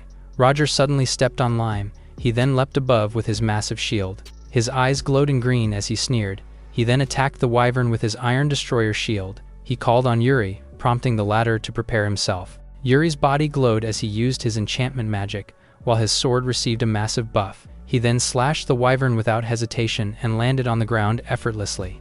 The wyvern's body fell on the ground behind him. Yuri praised Lime for doing well, leaving the two girls confused. Isha told him that it's not bad while Chloe said that it's just luck, convincing themselves. Roger checked the horse, saying that it got injured. Isha said that they needed to reach the Western Highlands before sunset, but walking would take time. Yuri thought about Lime carrying them, but they might exceed the limit. He then knelt beside Roger, saying to leave it to him. As the group watched, his hands glowed by using his holy magic. The horse glowed brightly, receiving healing magic. Isha and Chloe's mouths parted in shock, while Roger observed closely. Later, the horse started running with Yuri and Roger being the rider. Chloe and Isha still couldn't believe that Yuri possessed the legendary magic. Isha realized that it became faster now. Yuri admitted that while healing the wound, he he also used an enchantment magic. A blinding light was ahead of them. Their horses suddenly halted. The four of them were left in confusion, as the western highlands became a living hell in front of their eyes. The trees burned like hell, the lively animals were now covered in fire. The three of them stood while being mad by what they had witnessed. Roger informed them that the magical energy is getting stronger, so they must stay alert. Chloe and Aisha were confident that the evil dragon would not stand a chance against them. Yuri's gaze suddenly noticed something. He then asked them what was that. On their side is a massive dragon bone lying on the ground. Aisha and Chloe were confused if it was the evil dragons. The bones shaked, prompting Yuri to notice. He then told everyone that it was still alive as its eyes glowed. He then ordered everyone to get down, as the dragon loomed above them. It is an A-grade skull dragon, and it is being controlled by someone again. Roger told them to get ready as they positioned themselves to fight. It suddenly opened its mouth covered with purple lightning. The party couldn't move due to the shockwaves. Yuri learned that it is using its roar to immobilize them. His comrades in front of him couldn't move as they wondered about the attack. Yuri admitted that the pressure is intense, but he managed to move his hand. Someone from a distance laughed menacingly and mocked them. It was Zark, standing with confidence as Yuri came to him on his own. His eyes glowed golden while calling Yuri's name, prompting the latter to stare at him. Zark warned him not to be confident after defeating Nero because he was low in number. He then showed his number with confidence, saying that Yuri is no match for him. The skull dragon roars as he swore to kill the humans. Yuri was thinking that he came to avenge the one he killed. The dragon suddenly attacked, leaving the three in utter shock. It instantly descended towards them, but a blue slashes welcomed its very own move. Its claw was cut into pieces as Yuri landed in front of the party. Yuri's eyes narrowed as he used his enchantment magic. He then dashed forward with his glowing sword as he attacked midair. The skull dragon howled, tasting Yuri's slashes. It landed on the ground as its bones scattered into pieces. His three comrades were in surprise because he could move and kill the evil dragon. Yuri turned his face, while Zark flickered his finger for a round two.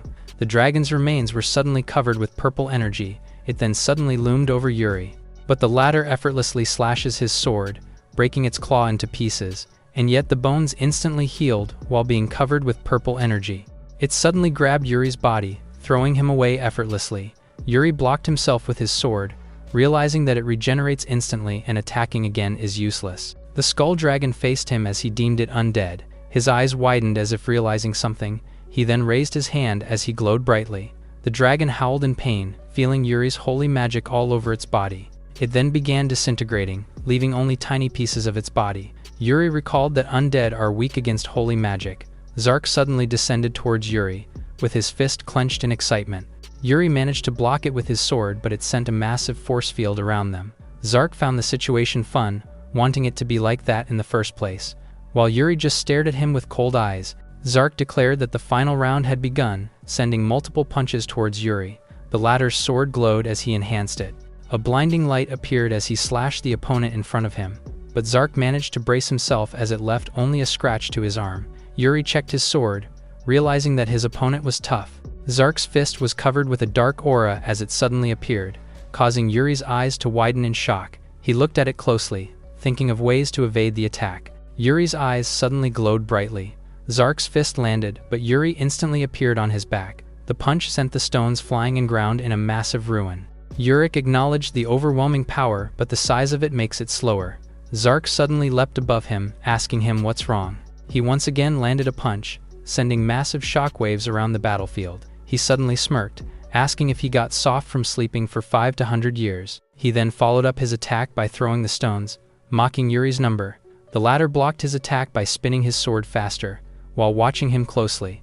Zark carried a massive stone to land a strike. Yuri suddenly stepped back, while Zark told him not to disappoint his years of waiting. He then threw the massive stone towards Yuri, who is currently mid-air. Yuri's sword glowed as he managed to counterattack. He landed on the ground, thinking that fighting with his sword is no use. He then decided to use that and called out for Lime. He ordered her to take his comrades to a safe place. Lime instantly followed him while seemingly chirping. She then dashed towards the party. Zark grinned, saying that he doesn't have time to worry about allies because he was only interested in defeating Yuri. He charged forward, asking how it feels to be pushed on the edge by the one he defeated. Yuri's sword glowed golden as he activated his enchantment magic. His eyes narrowed as his fire magic emerged. Then a massive infernal spear appeared above him, leaving Zark in shock as he didn't expect him to use magic. Yuri positioned himself, apologizing that he can't remember much about the past. He then threw his massive spear towards Zark's direction. The latter winced in pain as it hit him. He then tried to stop it, but he couldn't. The infernal spear pushed forward, engulfing his whole and leaving only his words of defiance. As he began disintegrating, he couldn't accept that he once again lost. But Yuri just watched him with a cold stare as he sheathed his sword back. Then a massive explosion took place with a scream of agony, while Yuri walked away unfazed. From a distance, his party was inside of Lime for protection. They were stunned as if they saw a ghost by what they had witnessed. Yuri stared at his hand, noticing that he is getting better than before. Roger suddenly praised him as he arrived. He then revealed that the evil dragon is close to S rank, but Yuri defeated it.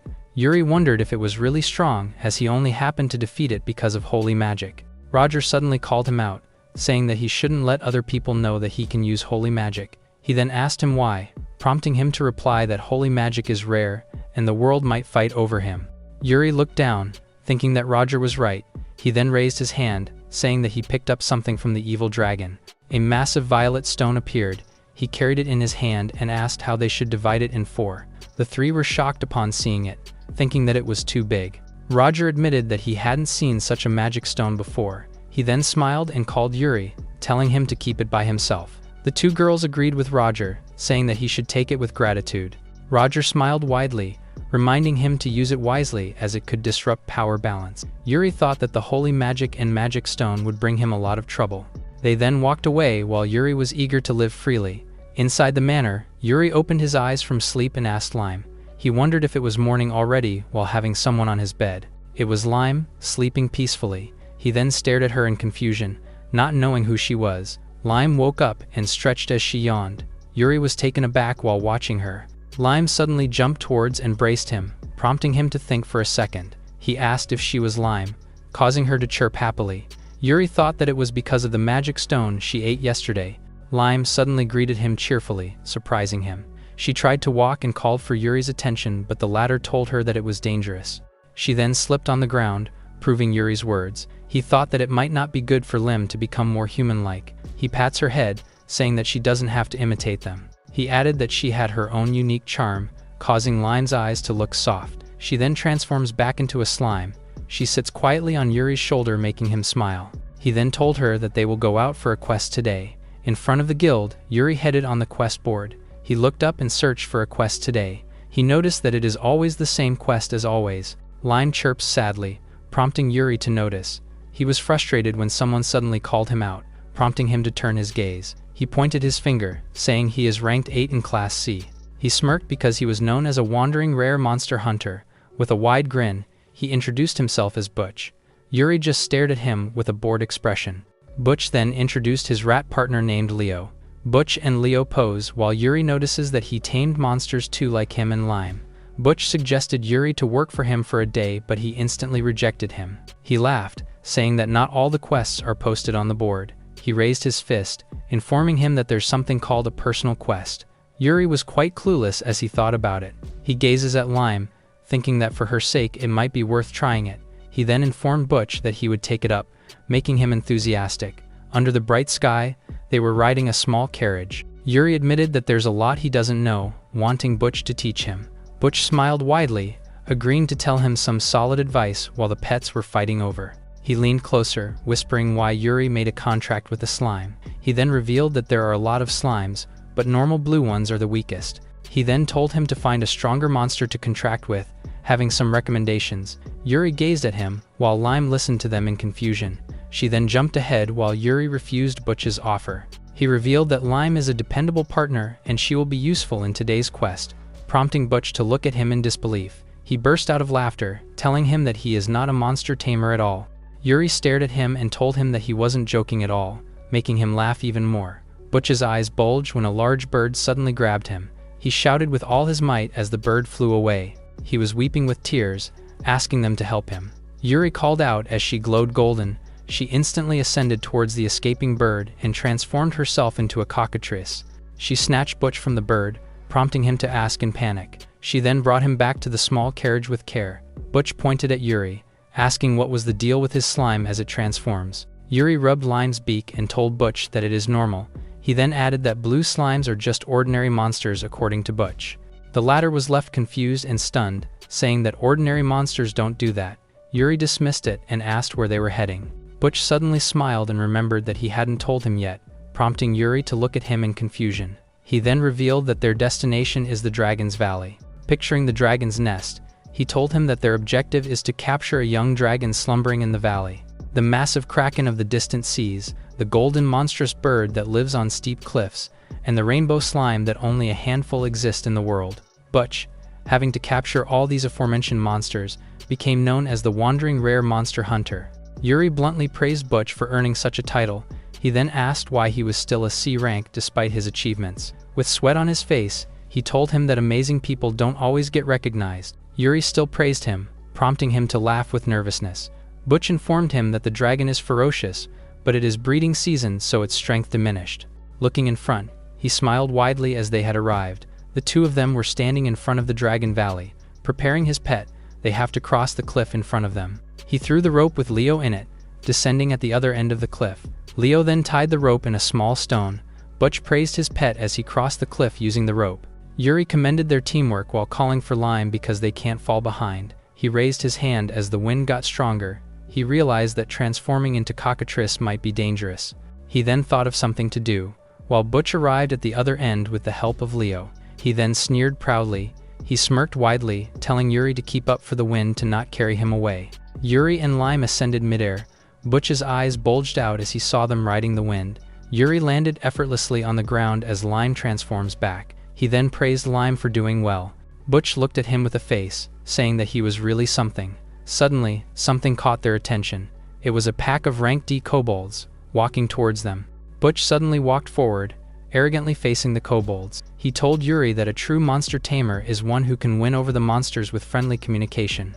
Yuri gazed at Lime, thinking that they were friends because he feeded her with dried meat. Butch smirked widely. He then pulled out his homemade special dumplings. Upon seeing the food, Yuri and Lime were left dumbfounded. He asked if it was really food, in which Butch told him that eating might knock someone out. He threw the dumplings in front of the kobolds, asking them to be friends. The kobolds lean closer to the dumpling. They then go berserk and lunge towards Butch. The latter weeps in tears and hugs his partner, but Yuri stepped forward and blocked the attack with his sword. With a serious expression, Yuri looked at the kobolds menacingly as his eyes glowed. The kobolds sweat as they get terrified of him. Lime surges forward as Yuri counts on her. Lime transforms into 3, rushing towards the kobolds. She hits their faces, causing them to bark. She then sat on their noise and talked to them. They sat down, including Yuri, who seemed to understand them. The kobolds cried out while Yuri told Butch that they were sent away by the dragon. Butch looked at him dumbfounded, unknowingly agreeing to him. Lime got bigger and covered them from the falling stone, while Butch nearly fell on the cliff. The two of them arrived at the dragon's lair, but the entrance was covered. Butch smirked, as he had no choice but to use his trump card while Yuri stood at the back. He bit his lips and asked Yuri to watch closely. He then wrote something on the stone. A giant rank D golem appeared on his back. It then howled and carried the stone in front. It then looked back with an apologizing look as it can't carry the large stone. Yuri pulled out his sword and told Butch to step back. He then raised it as the glowing power cut the stone in half, leaving the two in front dumbfounded.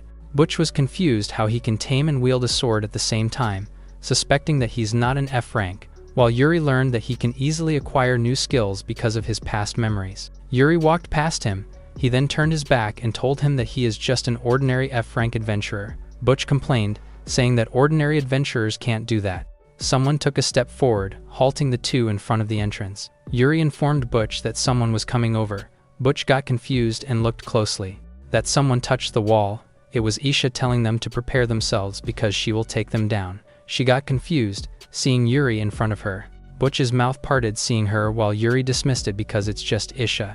Yuri asked her business in the valley, in which she answered that the guild sent her. Her duty is to protect the dragon from the greedy hunters.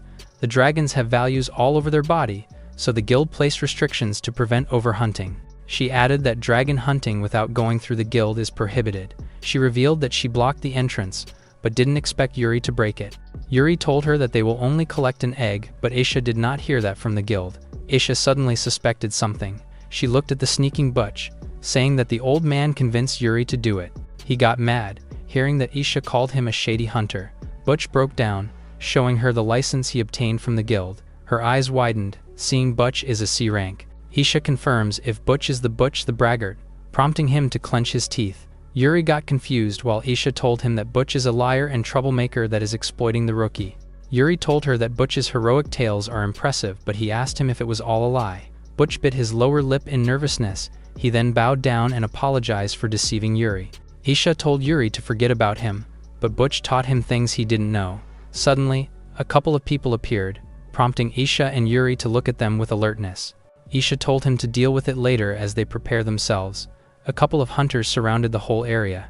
Yuri looked around thinking that they were shady dragon hunters. Isha walked forward, saying that she will leave the other side to Yuri, and reminding him not to use flashy magic. Yuri would like to take them down with a sword, but the footing isn't good. He looked at the confused Butch.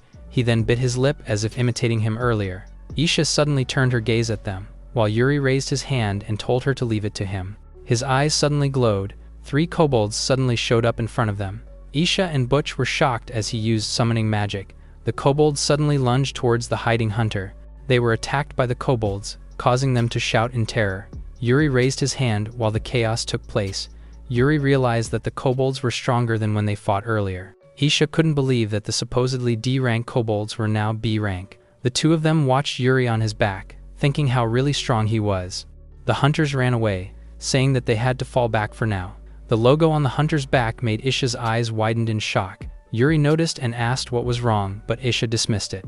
He then added that the hunters will probably come back while Isha turned to the cave. She asked Yuri for help as they walked inside while Butch followed them. Isha reminded Butch not to agitate the dragon because a C rank couldn't handle it. Butch scratches his head, asking what's good about B rank. The rank B sky dragon roared, while Butch smiled widely with its incredible presence. Butch suddenly looked closer, spotting something. He instantly ran towards the dragon while Isha shouted at him to stop. He instantly climbed through the stone. He smiled widely and planned to only grab the treasure and leave. He stopped as his eyes widened, because the dragon looked at him menacingly. He then fell on the ground with a terrified look. Yuri noticed the dragon's terrifying bloodlust. Thinking that it was the strongest aura he ever felt, Dutch shouted at him and asked for his help to grab the egg. Yuri's gaze fixed on the dragon as he walked closer.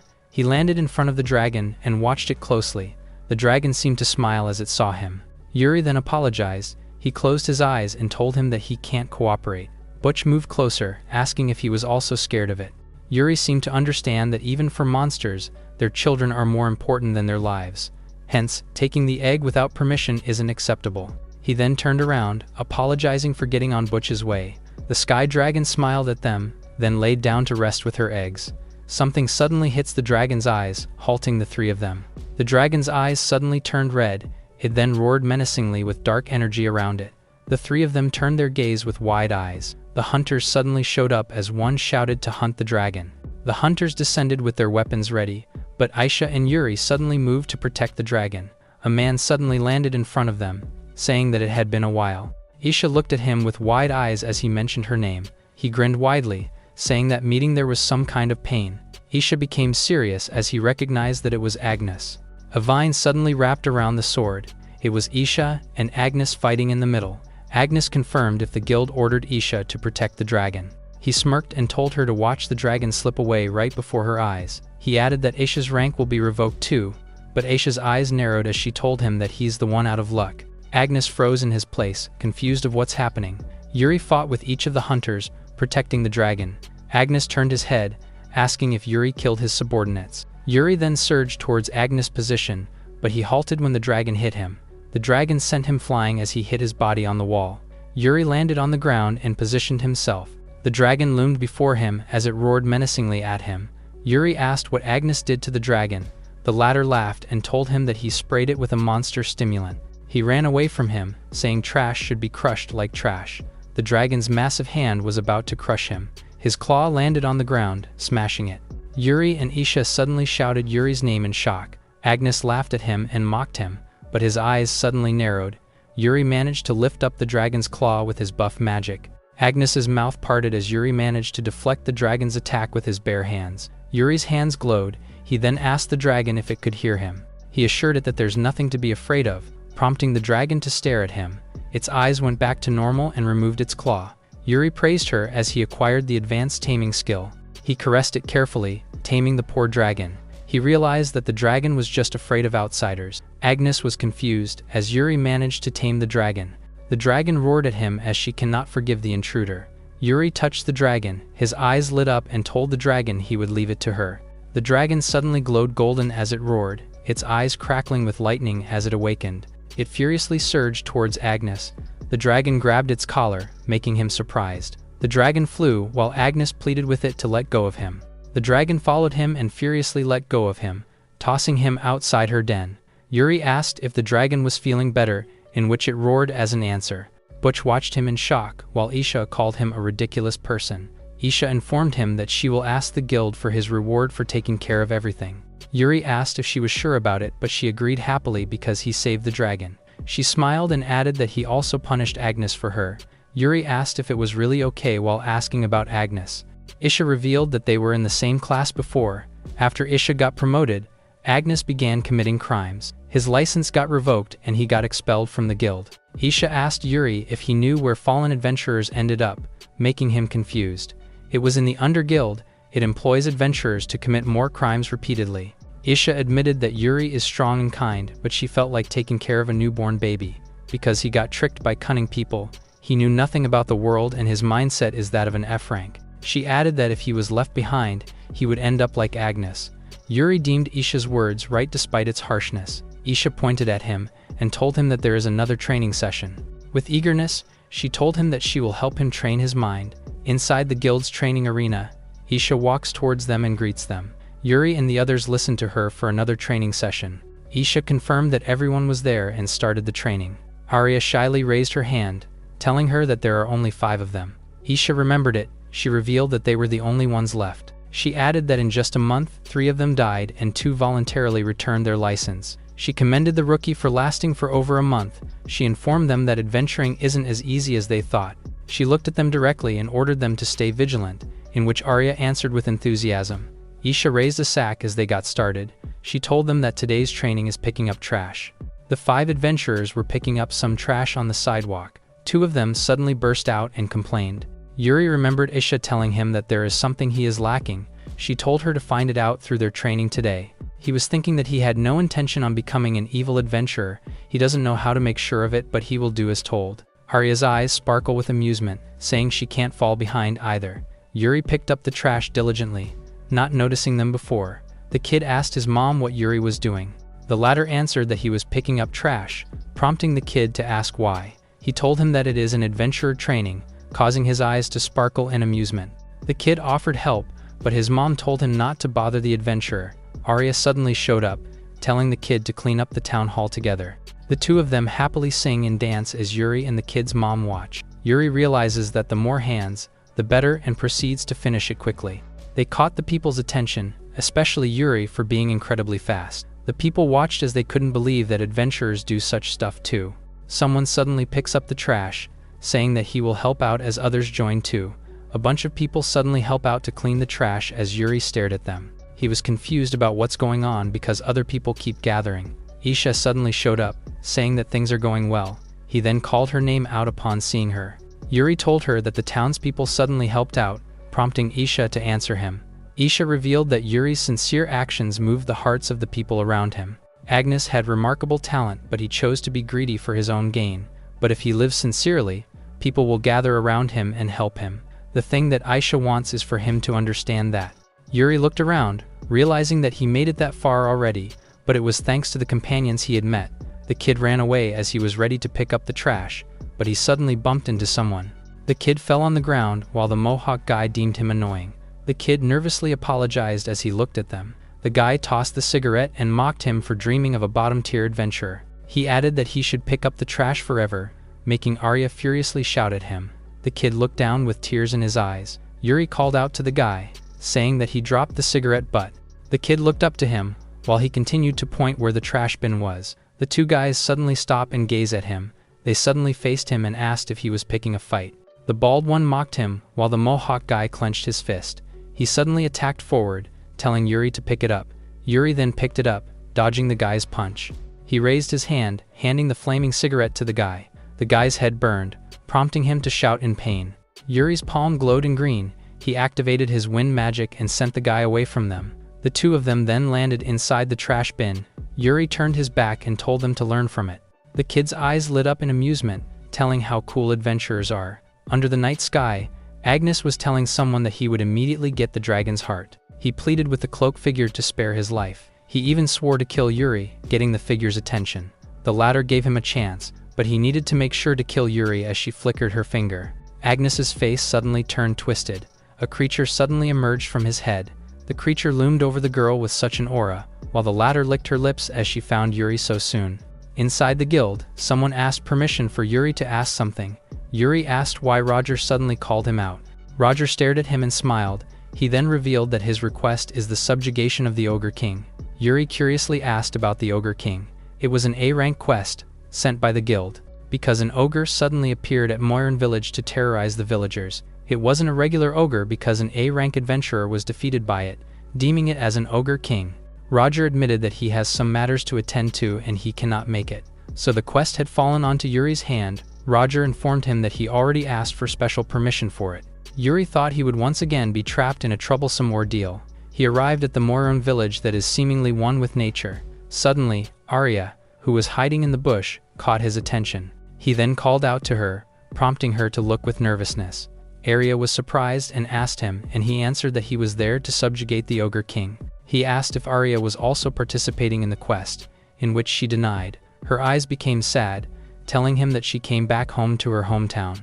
She revealed that she can't accept quests herself, and she wanted to help her hometown. She smiled awkwardly, saying that she felt assured that Yuri was there. Suddenly, something came their way. It hits Yuri in the face, prompting Arya to shout. Yuri asked the old lady, while Arya looked surprised behind her. The old lady at the top told him to get lost, saying that they don't need an outsider like Yuri at their home. Arya suddenly shouted to her granny named Hilda to stop it. Hilda recognized her, immediately ordering her to get inside. The two of them ascended through the staircase while Arya told Yuri to brace himself. Hilda apologized for what happened earlier as they arrived inside. She then changed the subject, getting their attention. She blatantly asks if he was Arya's boyfriend, causing her to panic in an instant as she denies it. Yuri turned to her, asking if he was not a good person, which made her panic even more. Hilda laughed, saying that she figured it out, making Arya uneasy about her remarks. Hilda's brows furrowed, guessing why Arya returned to the village. She then called her out, telling her that it is impossible for her. Arya retaliated while her granny confirmed if she knew the legend of Ani God. Yuri threw a piercing gaze while asking about it. 30 years ago, an Ogre King suddenly appeared in their village. The king never attacked the village as they chose the path to coexist with him. Hilda revealed that sending inexperienced adventurers will only anger the Ogre King. Air assured her granny, saying that the quest is being handled by Yuri. Hilda closed her eyes, saying that it's true. She gazes at Yuri, seemingly expecting that Arya would really choose a good one. She turned her head, saying that she can't let Yuri go for free, so she will prepare a trial. She told him to bring back 10 kuni horns by sunset to recognize his strength. The two of them were going through the branches, with Arya leading the way. Yuri suddenly asked Arya who the child was following behind them. It was Sam, sitting on the branch like them. Arya happily pointed out that it was her brother, in which Yuri begged to disagree. She sadly admitted that their village is a little special, because it is the place where lost children gather. Both Sam and her were raised by their granny upon being abandoned by their families. Sam suddenly called out Yuri. He angrily told him that he can't accept Yuri for her sister. He told him that he will evaluate Yuri himself, pointing his finger on his face. Arya suddenly landed beside Yuri and asked Sam not to be rude. Sam angrily told her that her taste in men is disappointing, making her react in annoyance. Arya grabbed Yuri's hand to continue, but Sam told her that grabbing is not allowed. The three of them suddenly stopped. Arya told him that they were surrounded, in which he agreed. It was a bunch of E-rank Koni, smiling before them. Sam smirked, seeing that they had arrived, while mocking Yuri. He froze when Yuri flashed before his eyes. He was left behind as Yuri and Arya fought with the Kuni. He was shocked, seeing them fall on the ground. Yuri turned to him, asking if he is now accepting him. Sam's mouth parted, but he sneered at him as he landed on the ground. He said that there are much stronger foes in the village, with a giant monster behind him. Yuri suddenly grabbed Sam as he activated his ice wall to block the monster's attack. He then asked Arya to take care of Sam. The monster's eyes glowed red, while he told them that he will deal with it himself. The monster managed to break Yuri's ice wall. Yuri looked shocked as the monster tried to speak, then raised his fist and called out for his name. His punch landed on the ground, breaking it in an instant. Yuri leapt forward to evade the attack, being confused that the monster knew his name. The monster shouted in pain as he managed to slash his body. The monster's knee fell on the ground, while Sam was watching with amusement. He then asked his sister if the adventurers from the city are that strong. The monster got up as his wound suddenly popped up. It then growled while seemingly in pain. Yuri's eyes widened as if recognizing him. He was shocked to find out that it was Agnes. The latter suddenly landed in front of him. Yuri thought about the ability to turn humans into ogres. He deemed that someone was pulling a string behind it while Arya shouted at him. Later, Hilda's eyes widened in disbelief while raising her hand. In front of her are the Kuni's horns, she asked while being amused that they actually did it. Sam excitedly told her that it's not just Kuni because Yuri took down a huge Oni as well. Hilda and Yuri stared at each other. She then told him that Yuri looked like her missing son. She told them that 30 years ago his A-rank son went to subjugate a monster but hadn't returned. She added that she doesn't want to lose him too, so she wanted him to promise to come back. Yuri just agreed to her with no emotions, leaving Hilda in silence. She then pulled out a scroll and opened it for them. She instructed them to go to the shrine at the edge of the village, followed by offering of food and sake at the altar, and by that the Oni god will appear. Yuri and Arya were now standing in front of the shrine. Arya smiled widely as they were ready while Yuri was standing boredly behind her. He then asked if she really needed to change clothes, but she answered that it was for the mood. She raised her fist, saying that while she's acting as bait, Yuri should take it down immediately. He asked if she was sure about it, but she affirmed it by running around like a kid. Arya suddenly froze. She then called out to Yuri while looking at something. The ground shakes uncontrollably, prompting Yuri to stay alerted as it is coming. The massive ogre suddenly appeared under the night sky, towering before the two of them. Arya's eyes bulged out as she stammered. The ogre raised its weapon. It then struck hard while sending the two away by force. The A-rank ogre king roared menacingly with its glowing eyes. Arya couldn't believe it, prompting Yuri to ask Lime to take care of her. Lime got bigger with Arya resting on her top, while Yuri faced the ogre king. Lime takes all her might, jumping as high as she can with air shouting on her back. Yuri's sword glowed as he activated his slash enhancement. The ogre went berserk, also holding his glowing weapon. Their weapons clashed in the middle, sending shockwaves. Yuri seemed to notice something, prompting him to leapt backwards as he landed on the tree but darted instantly back. With eagerness, he rode the tree's body. It then surged towards the ogre king. The latter noticed him and readied its weapon. Yuri landed on the shrine, facing the monster with his glowing sword. The ogre attacked, instantly breaking the shrine in front. Yuri suddenly leapt behind it, activating his instant movement. The ogre turned to him, but he was determined to lunge his attack on it. He managed to cut one of its arms as he landed on the ground, prompting it to growl in so much pain. Yuri watched closely as the decapitated arm glowed. The ogre's hand suddenly regenerated as if nothing happened, prompting Yuri to remember the skull dragon with regeneration skill as the ogre.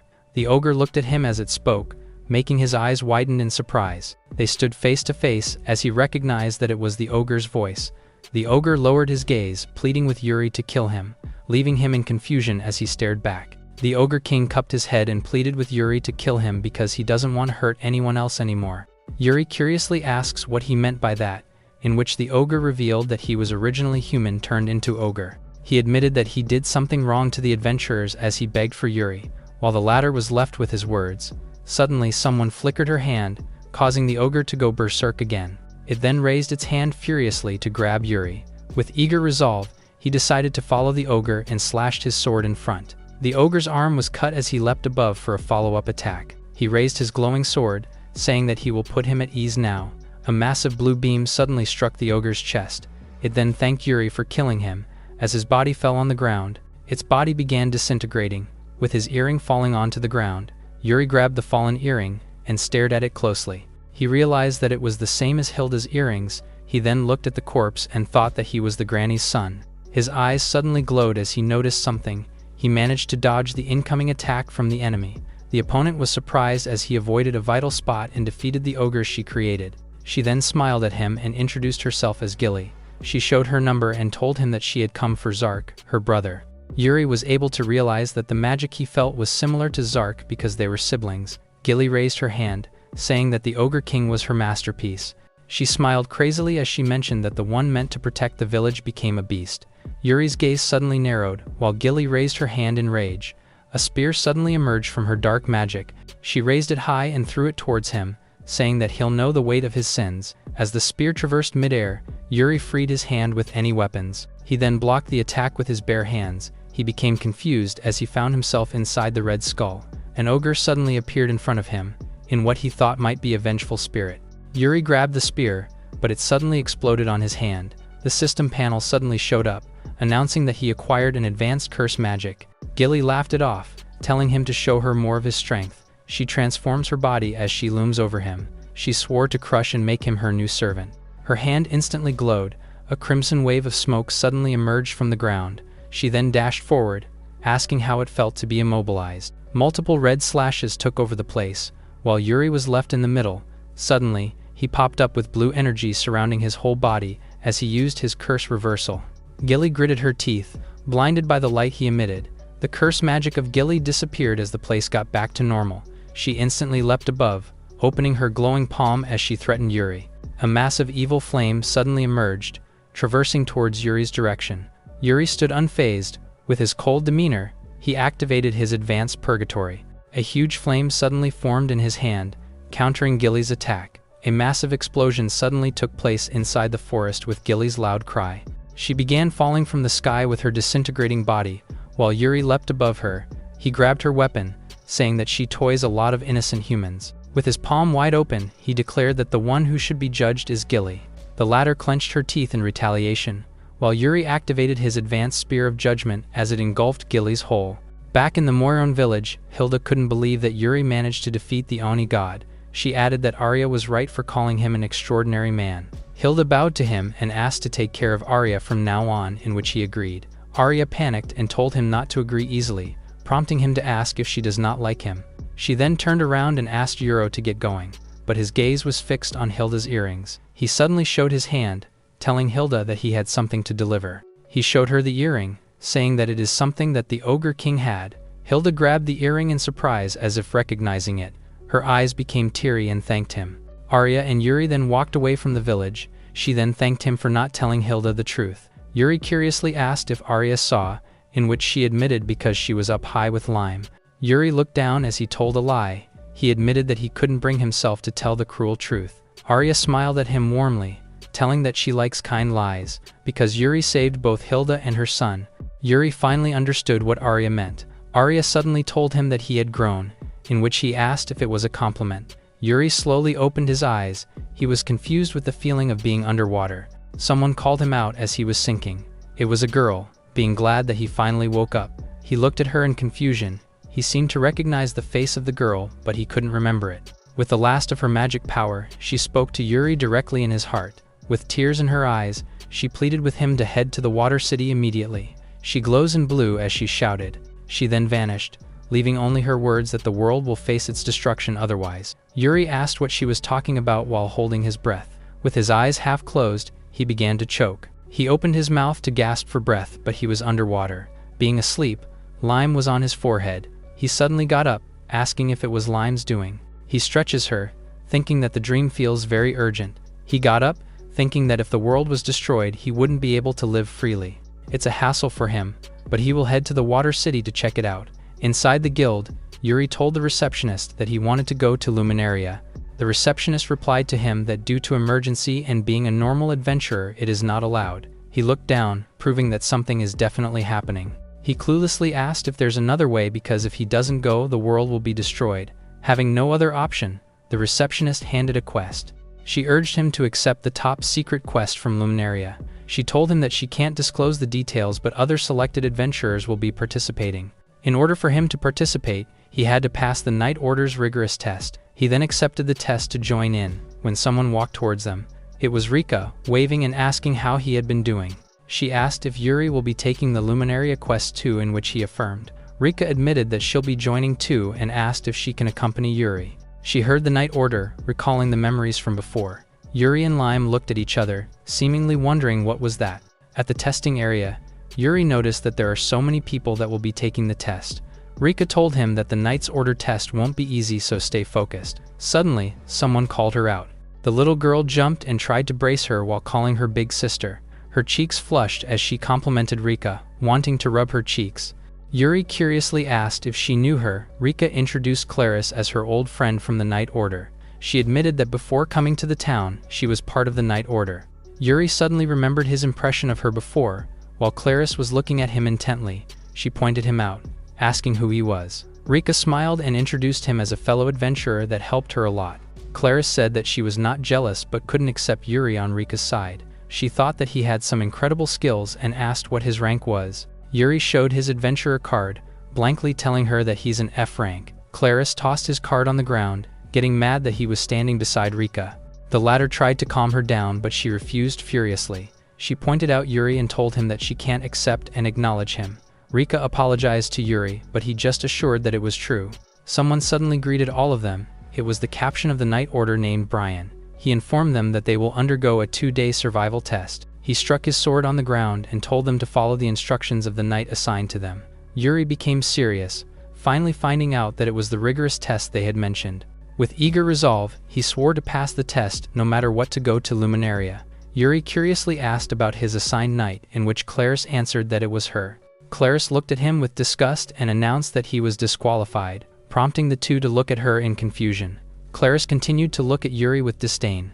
As usual, the latter only stared at her with a cold, unimpressed look. He asked why she was staring, to which she angrily called him foolish.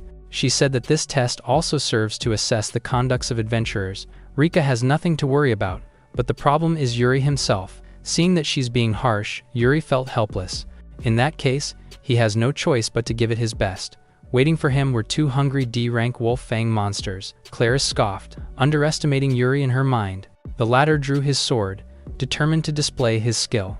To Claris's surprise, Rika immediately charged forward to attack. She effortlessly cut down the wolves, standing in her way with her amazing sword skills. Claris exclaimed in amusement while watching her. She then looked mockingly at Yuri as if daring him, but in a swift move, he managed to slash the wolves effortlessly on his side. He turned his gaze at her, seeing her shocked for killing the wolf with 1 strike. Claris didn't wave and still criticizes Yuri's swordsmanship while praising Rika's. The latter had enough and told Claris to stop it already. Yuri crossed his arm, telling her to watch him closely because the test has just begun. Claris's cheeks flushed as she sneered in defeat. Beside the lake, she instructed that survival requires the ability to secure food. She then pointed her finger with an arrow on top to demonstrate. The arrow traversed midair and instantly pierced through the fish. Claris instructed him to use magic and catch fish more than she did to get acknowledged. Rika winked at him, saying that it won't be easy because Claris's magic control is best among them. Claris then fired a lot of arrows, bragging about her magic. She catches the fish in an instant, prompting Yuri to notice her precision and concentration, but refuses to do the same. Just as he was thinking of what to do, the system panel suddenly showed up as his non-elemental magic advances. Claris mocked him, but he only asked if he didn't need to catch them one by one. His hands suddenly glowed upon using his non-elemental magic. He then raised his hand as the fishes were sucked up. The girls braced themselves as they couldn't believe what they were seeing. Yuri decided that it should be enough now, causing the fish to fall from the sky as they watched. Claris was surprised when Yuri caught plenty of fishes. Rika smiled and asked her if she acknowledged Yuri, but she sneered. The night came, prompting Claris to discuss that he needed to get through the night. She then mocked him for always being sleepy, saying that Yuri should let the monsters eat him. Yuri knelt on the ground, saying that it was indeed exhausting to watch through the night. Multiple kobolds suddenly showed up, prompting the girls to suddenly panic. He then ordered Kichi to take turns on watching the forest with others. Claris scolded him and asked who he really was, but the latter thought that he should hold back. She stomped towards the bonfire and swore to expose his fraud. Yuri said that it is not fraud, in which Rika replied that she's just being difficult. She added that she understands Claris very well because they had been together. Yuri stared at her as she conversed. He then asked what prompted her to join the Night Orders. She walked ahead and replied that there is no particular reason, causing him to ask more. Yuri turned to her and asked why she left the night, causing her to stop for a moment. She was about to speak, but refused to do so and headed back to the tent to sleep. Yuri felt like she avoided the question with loneliness. Yuri then heads towards Claris. He tells her that she can rest because Kichi and the others are watching. She refused as she doesn't fully trust them and swore to protect herself. Yuri realized that earning her trust would take some time, so he sat down with her and asked how the two of them met. Her face was delighted when she heard that Rika knew her very well. She then smiled widely, wanting to tell him about her sister's greatness. Yuri stared at her as he waited for their story. Meanwhile, Rika was sleeping soundly inside the tent. Clarice was eager to tell their tale from the night order when Rika protected her from the bullies. When Clarice was young, they were attacked by monsters. She watched her parents die right in front of her eyes. The monster suddenly lunged towards the poor Clarice, causing her to shut her eyes tightly as if accepting her fate. But the Luminaria Knights suddenly showed up and saved her. That prompted her to become a knight to save other people's lives too. After that, she was taken to the orphanage where she honed her swordsmanship skills. Due to her dedication, she was admitted as a trainee to Knight Academy, but she met the reality of life as she got bullied by others. Because those who became knights were from an elite family, and the rest of them were those who barely passed the rigorous entrance exam. She wiped her tears as she was just an unusual presence from the academy. And when the bullies tried to hit her with their bakken, the young Rika showed up and protected her. The bully furiously asked who she was, but she scolded him. Rika introduced herself with confidence, causing Clarice to look up to her with admiration. From then, Clarice decided to follow Rika because she is truly a knight who protects others. Yuri suddenly remembered how Rika always made sure to check on him and take care of him. Clarice scolded him for taking advantage of her sister, but he denied it. Clarice gazed at him and acknowledged that he is strong, but he was reckless. She admitted that she can't recognize such a person to the Knight's Order. Yuri stared at his hand, thinking that Isha had said the same thing to him. Suddenly, a group approached them. They smirked arrogantly as they finally found Clarice. The latter and Yuri stood up as she asked what they needed from her. The group admitted that they got rejected and they couldn't accept how blind the Knight Order is. They drew their weapons, threatening the knight because of how they treated them. A dagger suddenly formed on Clarice's hand, mocking them for having a petty resentment. The man smirked widely, while Clarice suddenly froze as she felt something. An E-rank, poisonous snake suddenly bit her leg. She managed to slash the snake in half. The enemy laughed at her, saying that she couldn't do anything because she was unable to move. Clarice got mad and called him a coward, but the man just smirked as he cut his palm. A huge cyclops suddenly loomed over them. Clarice gritted her teeth, because her opponent is a tamer that controls B-rank monsters. Yuri suddenly raised his hand. He stepped forward and called for his kobolds. The man was confused and asked what he wanted, while Clarice's eyes widened in surprise. Yuri told him that if he had business with Clarice, he would take on them instead. Clarice suddenly asked Yuri to stand now because this was her fight. The man agreed, saying that Yuri will just regret it later. The Cyclops suddenly lunged towards his direction, striking with its glowing weapon, but he stood unfazed.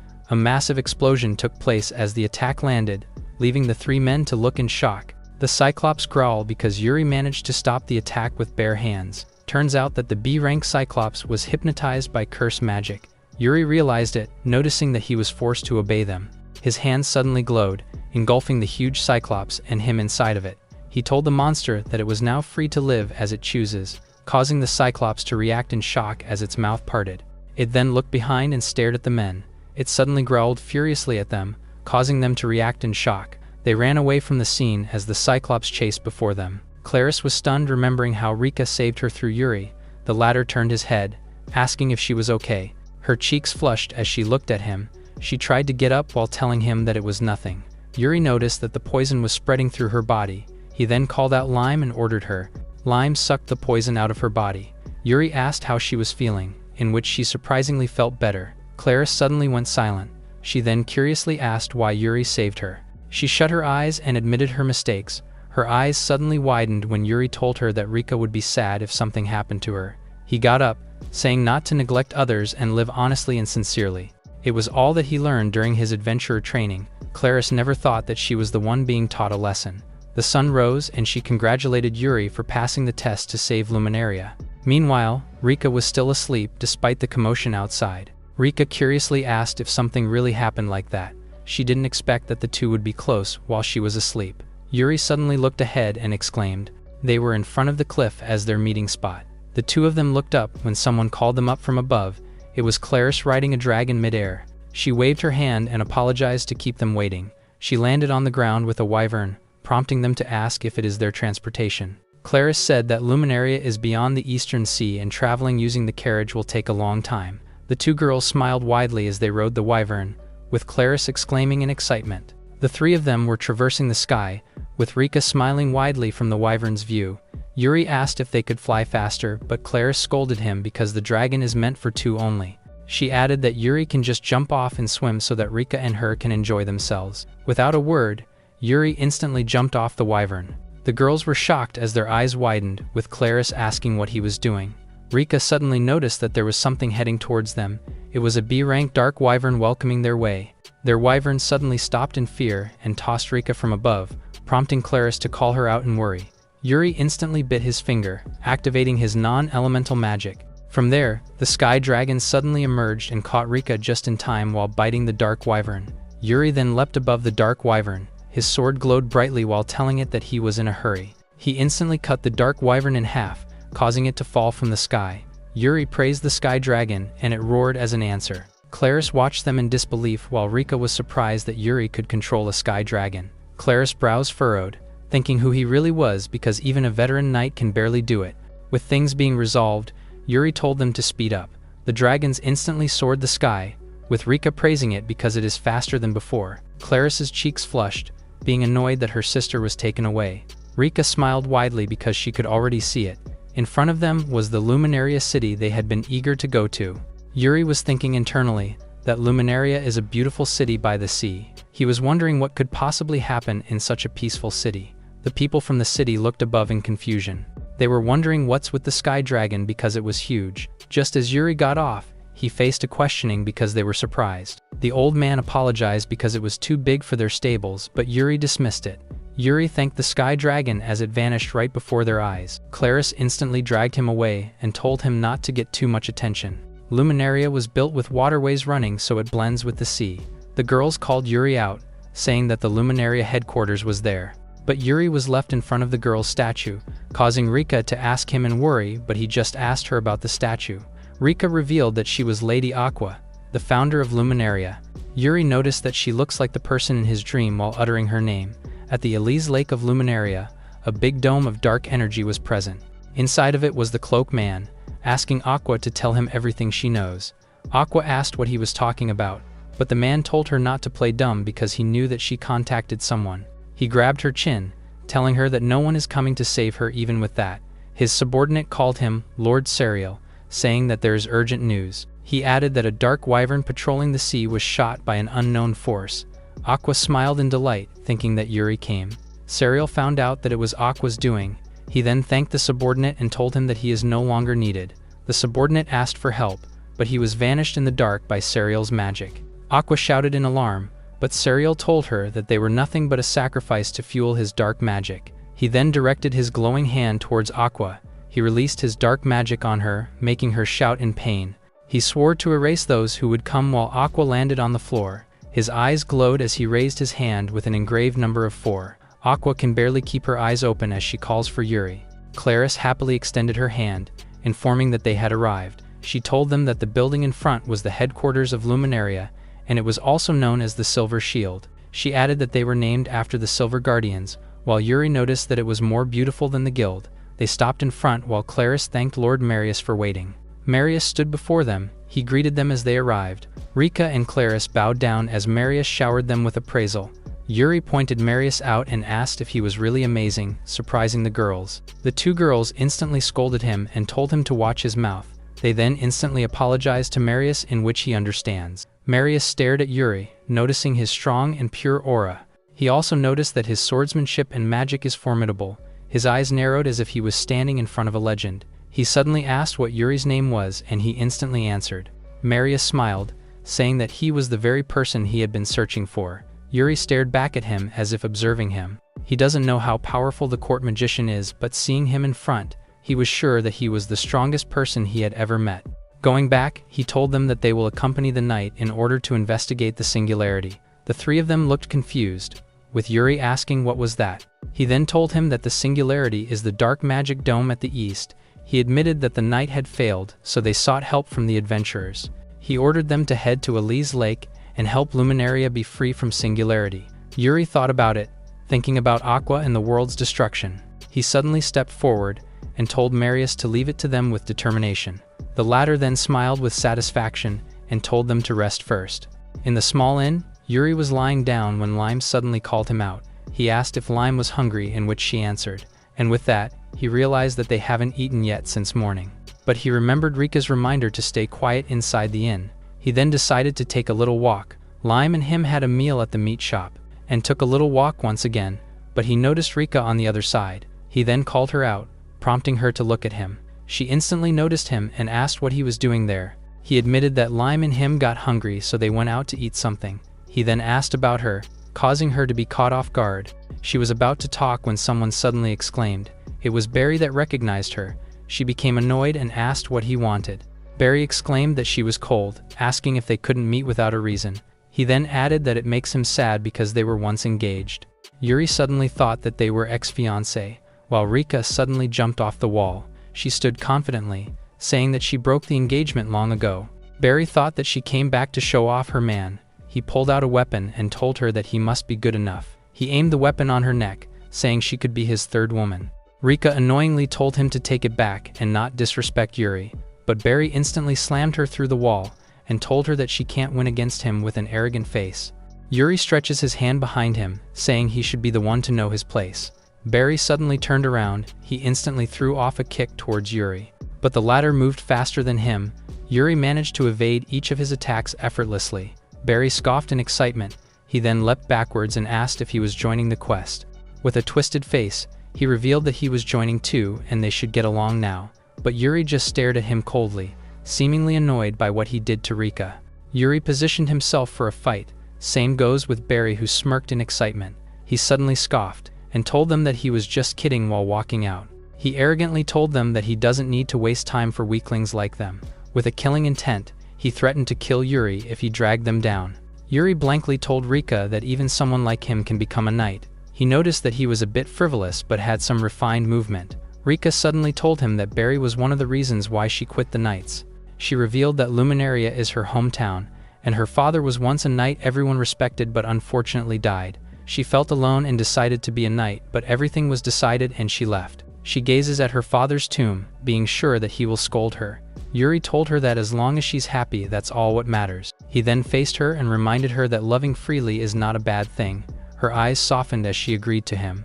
With resolve, she told him that they will surely save Luminaria. A bunch of adventurers walked through the path, while the three of them were following around.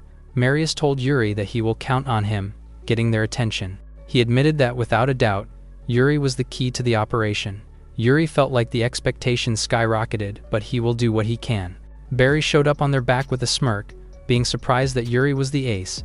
He arrogantly told Yuri that he was the ace, and he's just a mere knight. Rika got annoyed while Claris told Yuri to be careful. She revealed that Barry is the strongest knight in order, and during the Great Suppression, he was the only one who came back alive. Yuri's eyes narrowed, thinking that Barry's strength is a real deal. Suddenly, the adventurers noticed something ahead of them. A knight named Hawks turned to Marius, who already knew what they had to do. In front of them formed a massive singularity. Hawks said it was more than he imagined and remarked on its ominous magical force. Suddenly, Barry streaked past them and teased Hawks for being scared. He led the full front attack, unwilling to back down after coming this far. He ordered his men to follow him and charged into the singularity. Hawks seemed pissed with Barry's recklessness, while Marius thought it was good. Seeing everyone attack, Rika urged Yuri that they move now as well. They began touching the surface of the singularity and entering inside. Upon entrance, Rika was surprised, while Yuri had that same bored look on his face. All three of them looked up at the massive light orb above them. Rika couldn't help but feel that the atmosphere inside this singularity is unsettling. Suddenly, they sensed that something was coming their way. When they looked, they saw countless dark goblins rushing toward them. The adventurers panicked after realizing that they are way stronger than usual. There were goblins that went to attack Yuri as well, but they all met their demise at the edge of his flashy swordplay. Marius's fire heated up the battleground with just the tap of his staff on the ground. He conjured a fire tornado, aiming to incinerate the enemies. He then commanded the adventurers to wipe out the remaining ones. Seeing the old man's strength, Barry couldn't help but click his tongue in frustration. He squinted his eyes angrily and remarked on how meddlesome he is. More than goblins, dark wolves and rabbits were also waiting for them. No matter how many they take down, more of them just keep coming. Yuri figured out that the monster's unusual strength is the effect of the singularity. A knight repeated the dire situation to Barry and suggested they retreat. This pissed the latter as he grabbed his neck and called him a coward. He then threw the knight forward, letting him slide and bounce across the ground. He then fell into a massive pit where a monster was waiting for him. It was the Sand Emperor, a rank B monster, drooling for flesh. Marius raised his staff and casted a powerful black orb forward. The black orb hovered beneath the knight to catch him. Everyone commended Marius's amazing magic. The knight was saved, and he thanked the old man for saving him. The old man then noticed something behind him. To his surprise, Barry suddenly launched a sneak attack on him. He glanced back, groaning as he asked Barry what he was doing. Even Rika and the other knights were surprised to see what had happened. Marius fell to the pit, right before the mouth of the drooling Sand Emperor. A wicked smile formed in Barry's lips, feeling triumphant as he bade farewell to Marius.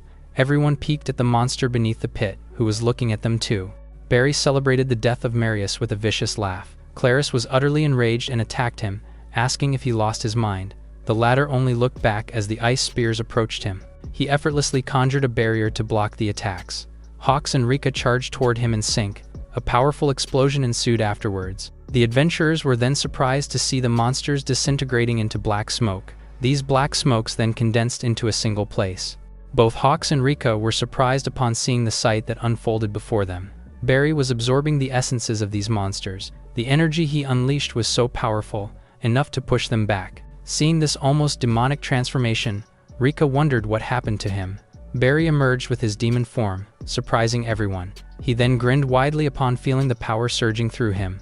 He turned to Rika and said that this world is just trash. He ascended into the air, saying he has made up his mind. He said he wants to live freely, without being bound by anyone. He then prepared a massive magic circle to attack everyone below. Clarus and the others wondered what kind of magic it was. It turns out that the smoke weakens those it touches, hindering their movement. Barry wondered why humans are weak. Feeling sick, he used to be one of them. As he prepared to fire his magic and kill them all, a surge of green wind beam magic streaked past him.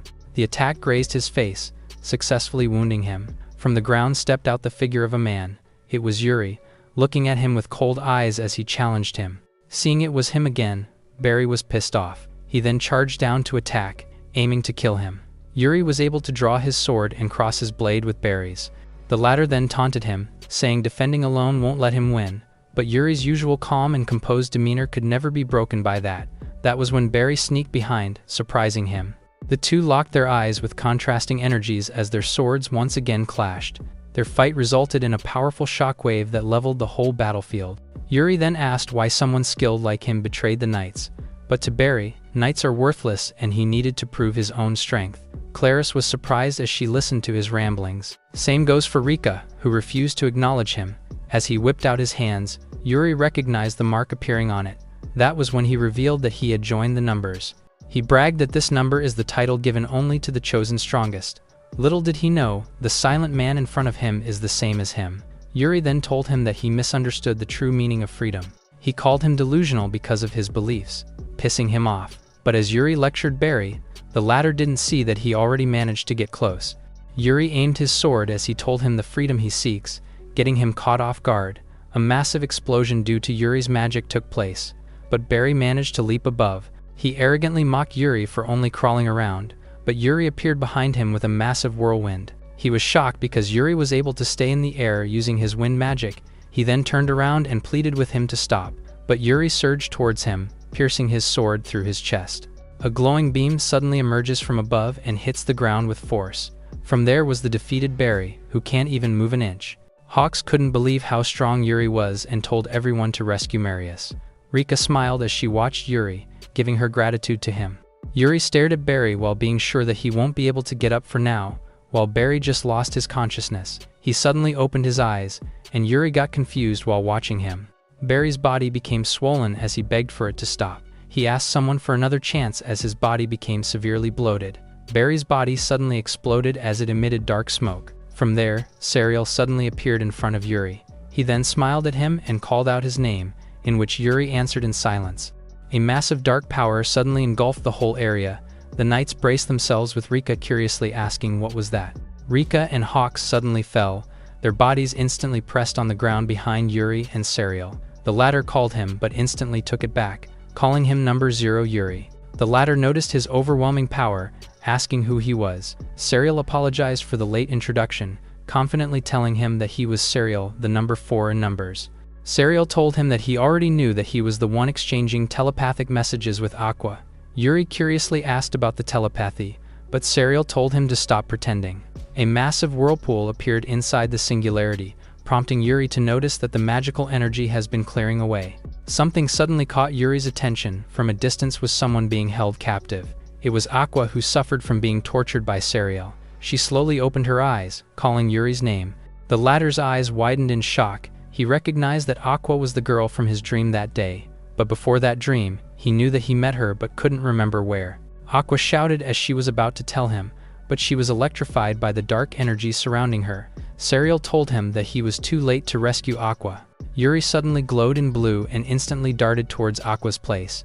He was about to cut the chain that was holding her, but Serial suddenly smirked. Yuri suddenly froze in place as he felt the dark aura around him. Serial revealed that it was a curse from dark magic, and there is no escape. Yuri raised his hand as blue energy emerged, but he failed to break it because not even curse reversal works. He struggled to move his body, while Serial was displeased because the old him would easily escape it. He smirked widely as if mocking Yuri for it. Suddenly, a beam of flaming energy appeared on Serial's back. Someone then took a step forward. It was Marius with a flaming body, telling Yuri that he will assist him. Yuri turned his head, seeing that Marius was alive. The latter activated his dark skill as his fist glowed in flame and flashed towards Serial. A massive flame emerged between them as he swore to make him pay. Serial sneered, making the flame slowly disappear while mocking him. Marius leapt above, throwing a follow-up attack towards his enemy. But Serial appeared behind him and knocked him down by targeting his nape. As he fell, Serial told him that if he trained for 100 years, he would be a double-digit number. Marius nearly lost consciousness, but he managed to leave the rest of the fight to Yuri. He finally fell on the ground unconscious while Yuri rose. A blue energy suddenly engulfed the latter as he stood, only for Serial to realize that it was a distraction to break free from the curse. Yuri raised his hand, and a tremendous amount of flame engulfed the whole area. He then appears in front of Serial, who is confused by the kind of magic he has. In one swift move, Serial was able to throw him in the distance. Yuri managed to balance himself on the water, but Serial quickly followed up an attack in which he luckily blocked. Serial grinned widely and told him to get serious. Yuri readied his sword while his opponent mocked him. A bright magic power suddenly erupted as he channeled it towards Serial, but the latter just blocked it effortlessly while calling him pitiful. He then spread his wings and hit Yuri directly on his body. In a deep blue lake, Yuri fell as if there is no ending for it. This is the first time that he felt that he stood no chance against an enemy. Aqua suddenly appeared and grabbed Yuri, saying that he was once a hero who saved the world. Yuri slowly opened his eyes as if recognizing her. She once again introduced herself and told him the journey they had together. They once fought together against the rulers and built peace. Yuri recalled her bright face, his comrade who helped him defeat the Demon King. Aqua cupped his face, telling him that she won't forget their memories together. She told him to believe in her because if he regained his true power, he would surely defeat Serial. Yuri stayed in silence, then a system panel suddenly showed up and announced a new skill. His eyes glowed brightly as he unlocked the rank SSS Hero's memory skill. Serial was left above after sending Yuri on a deep lake. He descended on Aqua's place. He informed her that Yuri was at the bottom of the lake and she no longer had a hope, but Aqua refused. She looked at him and told him that he will definitely return alive.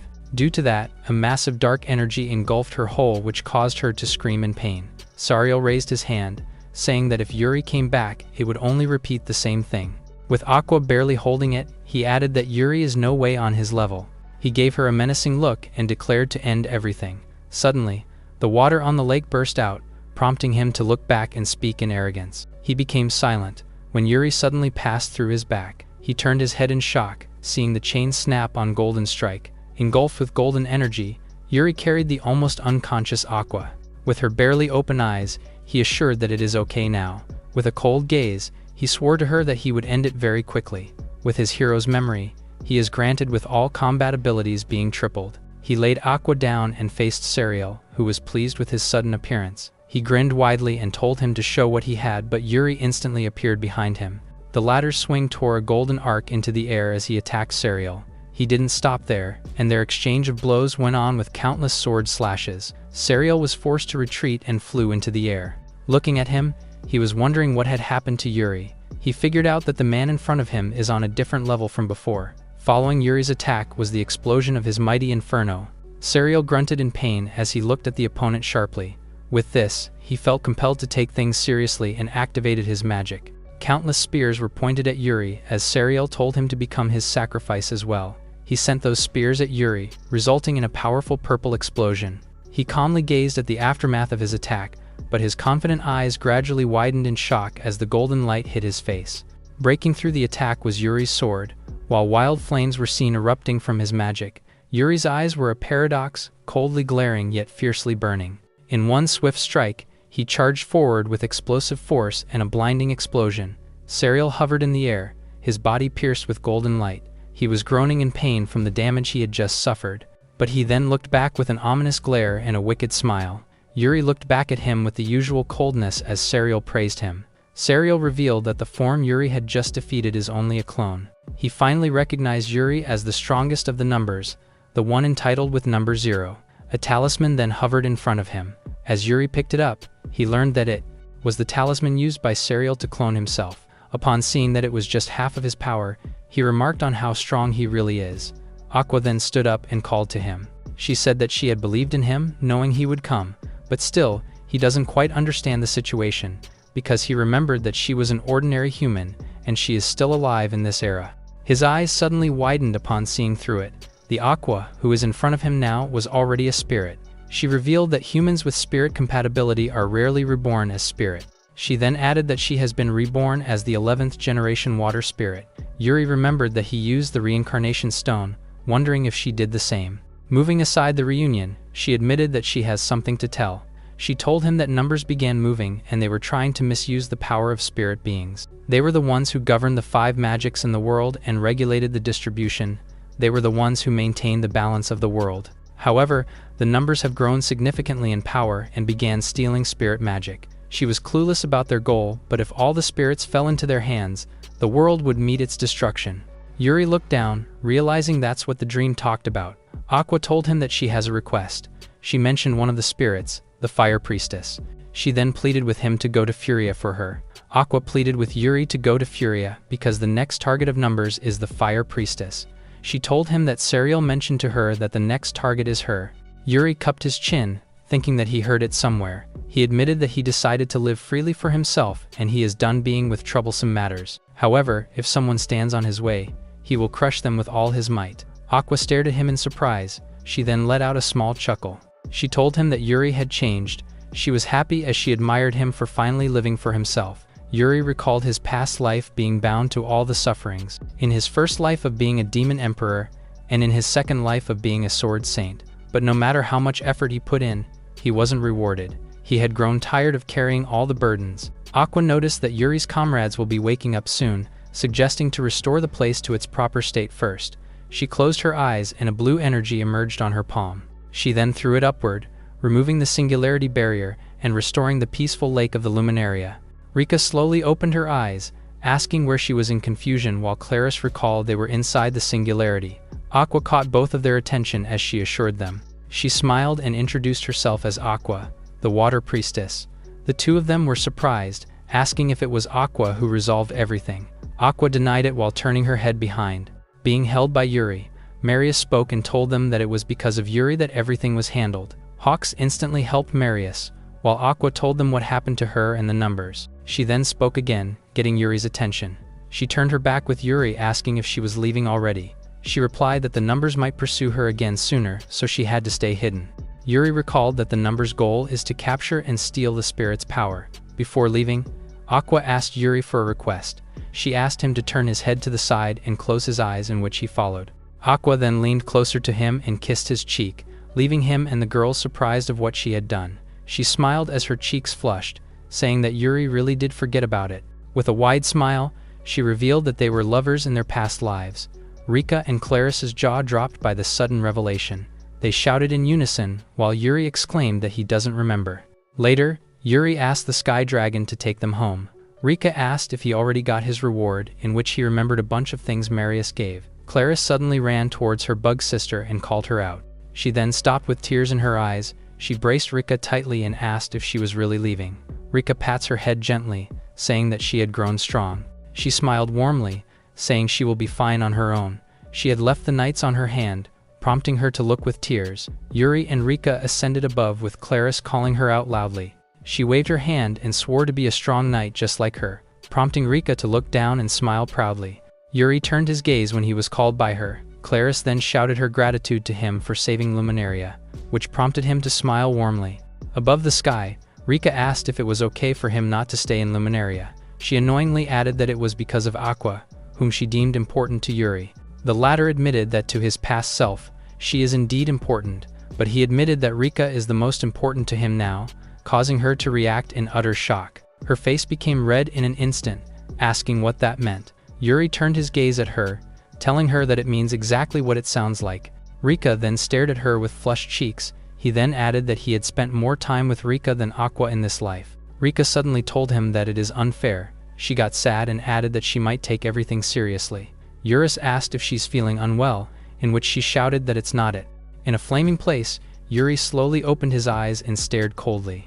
In front of an altar with massive stone, he wonders why he was there. He then felt like something like that happened to him before. Someone then called him out, prompting him to turn his head back. It was the fire priestess, who had been wanting to meet him. He then looked at her in confusion. It seemed like he had seen her face before, but he couldn't remember. She pleaded with Yuri to head to the fire capital of Neteria.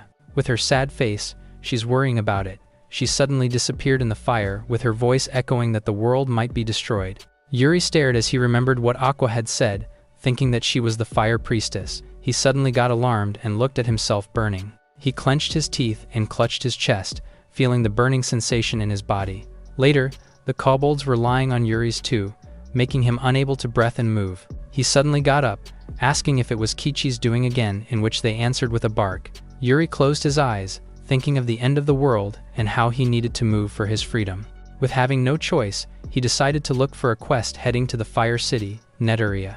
He then walks toward the quest board, noticing those bickering in the distance. The adventurers were fighting over who came first, getting his attention. An old elf suddenly welcomed everyone who was waiting in line. The adventurers rushed inside the bargain weapon shop as it opens today. Yuri looked upward, seeing the weapon shop being so lively. He gazes at his sword, thinking that he hasn't done maintenance and busters on his sword. Someone suddenly ran towards Yuri's direction. It was Arya, being so delighted for the weapon she got on sale. Yuri curiously asked what Arya was doing. The latter happily presented the weapon shop where she got her weapon. She also presented the old elf named Kali as the neat shop owner. She then asked Yuri if he wanted to check it out, saying that they offer cheap maintenance. Yuri acknowledged that it is cheap and tempting, but he would rather do it to someone he trusts. He refused Arya's offer, saying that he got a regular blacksmith he went to. Yuri opened the blacksmith shop's door and told him that he had maintenance to do. What he witnessed was the two people bickering inside the shop. The little girl then dismissed it, saying to her grandpa that she's done. She suddenly bumped into Yuri, prompting her to scream. She was sent backward, cupping her head in pain while Yuri asked if she was okay. With tears in Tia's eyes, she told him that she's fine. She instantly ran away as she apologized to him.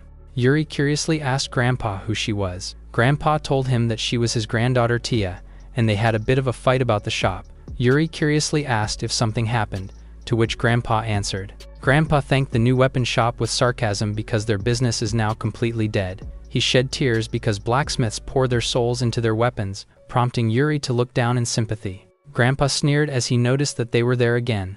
It was two people collecting his repayment for today. Yuri curiously asked who they were, to which Grandpa told him that they were debt collectors. The latter told them that he will have money next month and throw them away, but they refused to. The debt collectors threatened to take his granddaughter away if he had no money to pay. The long-haired man then told him that there were plenty of customers who wanted a little girl like her. Grandpa angrily told them that Tia had nothing to do with it. The bald guy suddenly aimed his fist towards Grandpa. Yuri then raised his hand and activated his non-elemental magic. A lot of gold coins fell from above, causing the bald man to stop. Yuri coldly gave them 1,000,000 gil and firmly told them to get out. The debt collectors reacted in shock. They then grabbed the sack of gold coins and ran away. Hugo, the grandpa, apologized to him for getting caught up, but he dismissed it. Hugo went silent. He then apologized and told Yuri that he can't make his sword anymore. He revealed that Taya wanted to take over the shop, but he refused because it is dying. Yuri looked at him in silence, telling him that it's still too early to give up, because if not, because of the sword he made, he won't be able to have made it through all his adventures. He admitted that he still wanted Hugo to make his sword, causing his eyes to widen. And to help him build his shop, Yuri offered to lend his strength. At the adventurer's tavern, Yuri told Pancho everything that happened to Hugo. Pancho crossed his arms, saying that the new weapon shop used deep pockets to crush their competitors. He then added that Kali extorted the dwarves who lost their job from their previous shop. Yuri realized the shady thing behind the shop and told Pancho that he wanted to help Hugo. Pancho raised his finger, telling that there's a way to do it. He raised his fist and proudly told him about the ideal blacksmithing contest or the SmithCon, causing Yuri to blankly ask him about that. Pancho revealed that the SmithCon is a contest between blacksmiths to showcase their best sword. He added that if Hugo wins that, his name will be heard as the best blacksmith in the ideal. Yuri admitted that he didn't know it existed, so he then praised Pancho for that information. The latter told him that judging from the situation, Hugo can't make a sword now. Yuri admitted that Hugo lost his spirit. While he could gather the materials needed, he needed someone else. Pancho asked if he had someone else in mind, prompting his eyes to widen in realization. Meanwhile, Tia retaliated and asked the debt collectors to let her go. They then told Tia that they had a perfect job for a cutie like her. She shouted at them, saying she doesn't need it because she found her calling to be a blacksmith. The man told her that she'll earn a lot to help her grandpa. She firmly refused and told them that she will rebuild the shop, prompting the man to sneer at her. Someone suddenly jumped off the roof. It was Yuri who was descending towards them. Yuri landed between them, causing Tia to react in surprise. With a cold expression, he told them to leave because he got business with Tia. The latter's mouth parted, while the collectors told Yuri to get lost because he always gets in their way. Someone suddenly showed up, saying things are different now. A giant boar head appeared as the debt collectors asked him to get Yuri. The boar head smirked as the two introduced him arrogantly, but Yuri looked at them unimpressed. The boar head raised his weapon towards Yuri, prompting him to set Tia aside. He counterattacked and slashed through his axe, while throwing his elbow on his nape. The boar head knelt on the ground, with Yuri hiding his sword back. The debt collectors were in disbelief as the boar head fell. Yuri ordered them to grab their pal and get out of the area immediately. He threatened them not to show their faces again around Hugo's forge. The debt collectors screamed in fear as they ran away. Yuri turned his head to Tia and asked if she was okay, in which she answered. Yuri directly told her that he needs to talk to her, prompting Tia to look at him in confusion. Tia grabbed his hand, telling him that she has been looking for someone strong too. She asked him to join the SmithCon with her in desperation. She admitted that she wanted to win and gather materials from the eastern mine. Yuri curiously asked her what she meant by that. Tia admitted that to forge a quality sword, she needed rare ore and a bodyguard to protect her. She told him that Hugo told her not to go because it is dangerous, but she always loved her grandpa's shop. Watching her grandpa forge the swords, she also took a liking to all of his creations too. With eager resolve, she told Yuri that she will win the SmithCon and protect her grandpa. Yuri realized that she thinks of the same thing and materials is one of the criteria too. Yuri agreed to her, prompting her to thank him cheerfully while introducing themselves to each other. Little did they know, the one-eyed bat was watching them from afar.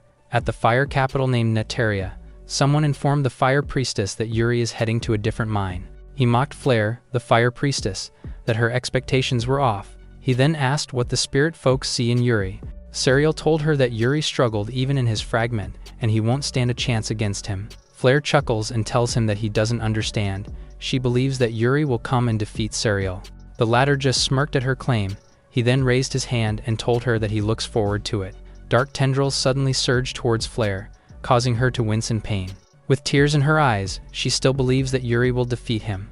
With Yuri being with Tia, Flare desperately called him. Under the bright sky, Tia happily told Yuri that she is counting on him, while the latter replied the same. He then noticed that Tia is tall for a dwarf. She then revealed that she is a half-dwarf and her grandpa is a pure-blooded one, which made him rare. They both halted when Tia announced that they were there. She told him that these huge rocks were the eastern mine. Yuri noticed that the vibe there was different from the northern mine as the air feels lukewarm. Tia reminded him to stay sharp because only high-ranked adventurers were allowed there. Yuri told her blankly that he is not high-ranked, but she dismissed it. Tia winked and told him that they were confident in their eye for talent. She pointed at him confidently and told him that he is an A-rank adventurer. Yuri bluntly showed his adventurer card, telling her that he is an F-rank. They entered inside the mine, with Tia being in disbelief. She looked around and reminded him to carefully look from there. She then turns her gaze when Yuri calls her out. The latter pointed out a small wooden cart, prompting Tia to scold him. She tried to pull out Yuri, telling him that it could be a trap. But then, she was unfortunate enough to step on the red button. She was left speechless when the cart slowly moved. It then became faster, causing her eyes to bulge out in shock. She shouted in fear with tears in her eyes while holding tightly on Yuri. The latter told her that they could reach the deepest part faster, claiming it a good start. The two of them got confused when a large stone appeared, and it turns out that it was a C-rank stone golem growling before them. Tia looked at it, thinking that it was really a trap, while Yuri remained unfazed. She told Yuri to wait, prompting him to look at her. She raised her hammer, telling him that she will handle this one. Yuri asked if she was sure because he came there to protect Tia, but she affirmed. She told him that she can take down monsters like that on her own. She then leapt upward, aiming her weapon on the golem's head. Her hammer fired up. She then eagerly struck down the golem in front. The golem turned into pieces, falling over them. She landed perfectly on the small cart. Yuri noticed that her hammer's external explosion boosts her strength. She got up again as the golem kept coming their way. While fighting the golems, she told him that the ore they give isn't rare, but she got to keep it through. Yuri decided not to step in because Tia can handle it, but his eyes widened upon noticing something. Tia stumbled upon a really huge golem as her eyes bulged out. The B-rank grand golem loomed over her as its eyes glowed. She began weeping as the golem's fist struck towards her, but Yuri instantly carried her, letting out a flame on his palm and causing an explosion. Tia called him out. He then realized that it was the end of the line. He stepped on the cart, and then quickly dashed towards the golem's location. With his glowing sword, he slashed through the grand golem effortlessly. The grand golem still retaliated and raised his fist against him. A massive torrent of fire suddenly engulfed the golem. Yuri then activated his physical enhancement magic. His hand glowed brightly, leaving the golem in confusion. The grand golem was easily tossed in the distance. Yuri then clenched his fist, activating his durability and destructive boost. He leapt upward, leaving a massive shockwave below. He then threw a destructive punch towards the golem, destroying it into pieces. The magic stones were falling as its body was torn, while Tia was left on the ground watching. Her eyes lit up in happiness, saying that she really knew it. As Yuri descended, she knew that her instincts were spot on. Seeing the glowing stones on the table, Hugo was utterly surprised as he recognized the mithril ore. He suspected that Tia got them from the eastern mine, in which she honestly admitted. She smiled brightly and told her grandpa that she will use it to forge an amazing sword. With her eager resolve, she told him that she will win the SmithCon and build the shop again. Hugo looked at her with sadness in his eyes. He then stood up and told her that it is too late now, because no matter how good the sword they make, it can't beat cheaper ones. He added that it's all about money. Tia clenched her fist, telling him that she will forge it instead. Her grandpa told her not to be stupid because mithril ore is the hardest to work with. He shouted at her, telling that there is no way an amateur like her could do it. Tia gritted her teeth. She slammed the table and told Hugo that it was something they didn't know until they tried. She reminded him that she was his granddaughter, so she knew that she could do it. She grabbed the stones with eagerness to prove it. She then ran away, prompting her grandpa to call her out. As Hugo watched her leave, Yuri asked him if he was sure about his decision. Hugo admitted that Tia got the talent, but it's still too soon for her to handle mithril. He stood up, admitting that Tia is like an ore to him. He poured his heart out to shape and polish her again and again. He stared at her, saying that he wanted her to be a fine sword someday. Tia was seriously working on the stones, while her grandpa growled as he fixed his cup. Yuri shut his eyes as he heard him order Tia to move. Hugo knelt down and told Tia to watch him closely, in which she followed. The next day, Yuri came back to Hugo's shop. With dark circles under his eyes, Hugo greeted him. He cupped his forehead, saying that he fell asleep after doing the final adjustment all night. He smiled, saying it was his first time working with that material, so it got tricky. He opened the box, only to find nothing inside. He suddenly stood up, seeing the sword he made instantly gone. His eyes widened in shock, thinking that it got stolen. Suddenly, someone showed up and asked what was the matter. It was Kali, saying that he heard something troubling. Hugo asked him what he wanted. Kali revealed that he heard Hugo will join the contest and came to cheer him up. He then mockingly looked at him, telling how unfortunate he is because his sword got stolen. Hugo angrily accused that it was his doing, but he laughed it off and told him not to accuse him without proof. Yuri found Kali suspicious, but can't assume that he was the culprit without proof. The system panel suddenly showed up.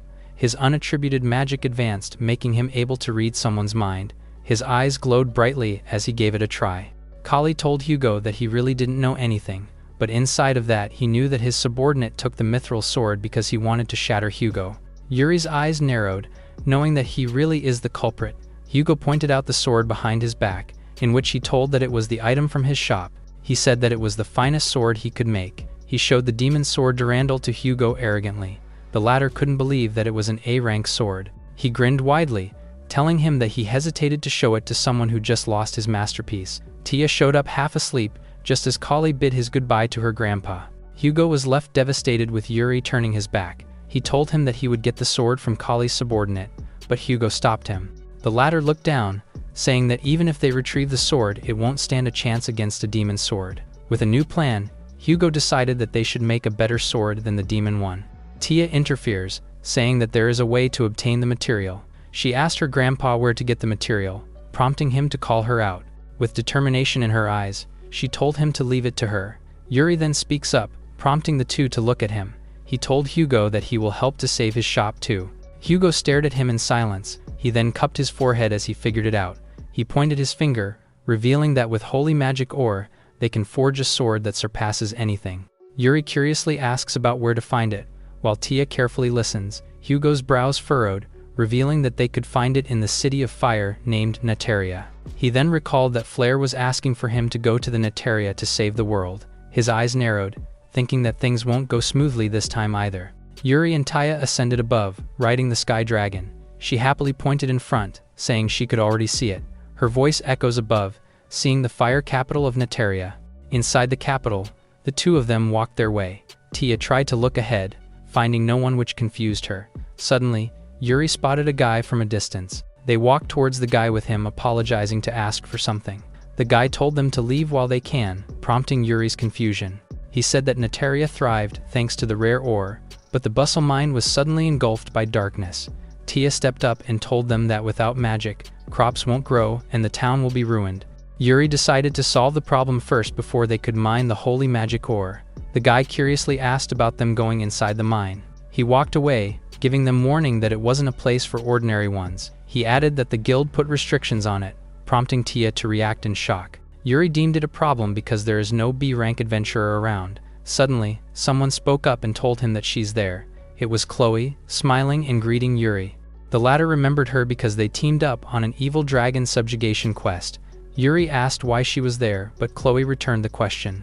She revealed that she came to investigate the dark magic energy on Bustle Mine. She remembered that they mentioned B rank earlier, to which Yuri admitted that they came for the mine too. He added that they came to collect holy magic ore, and asked if they could tag along. Chloe acknowledged Yuri's strength, saying he'll be a great asset, but an elf instantly objects to Chloe's proposal. It was Basti, saying that they can't allow unknown individuals on their team. Chloe scolds him, saying that Yuri is even an S-rank adventurer. Basti walked past, saying Yuri is no match for him.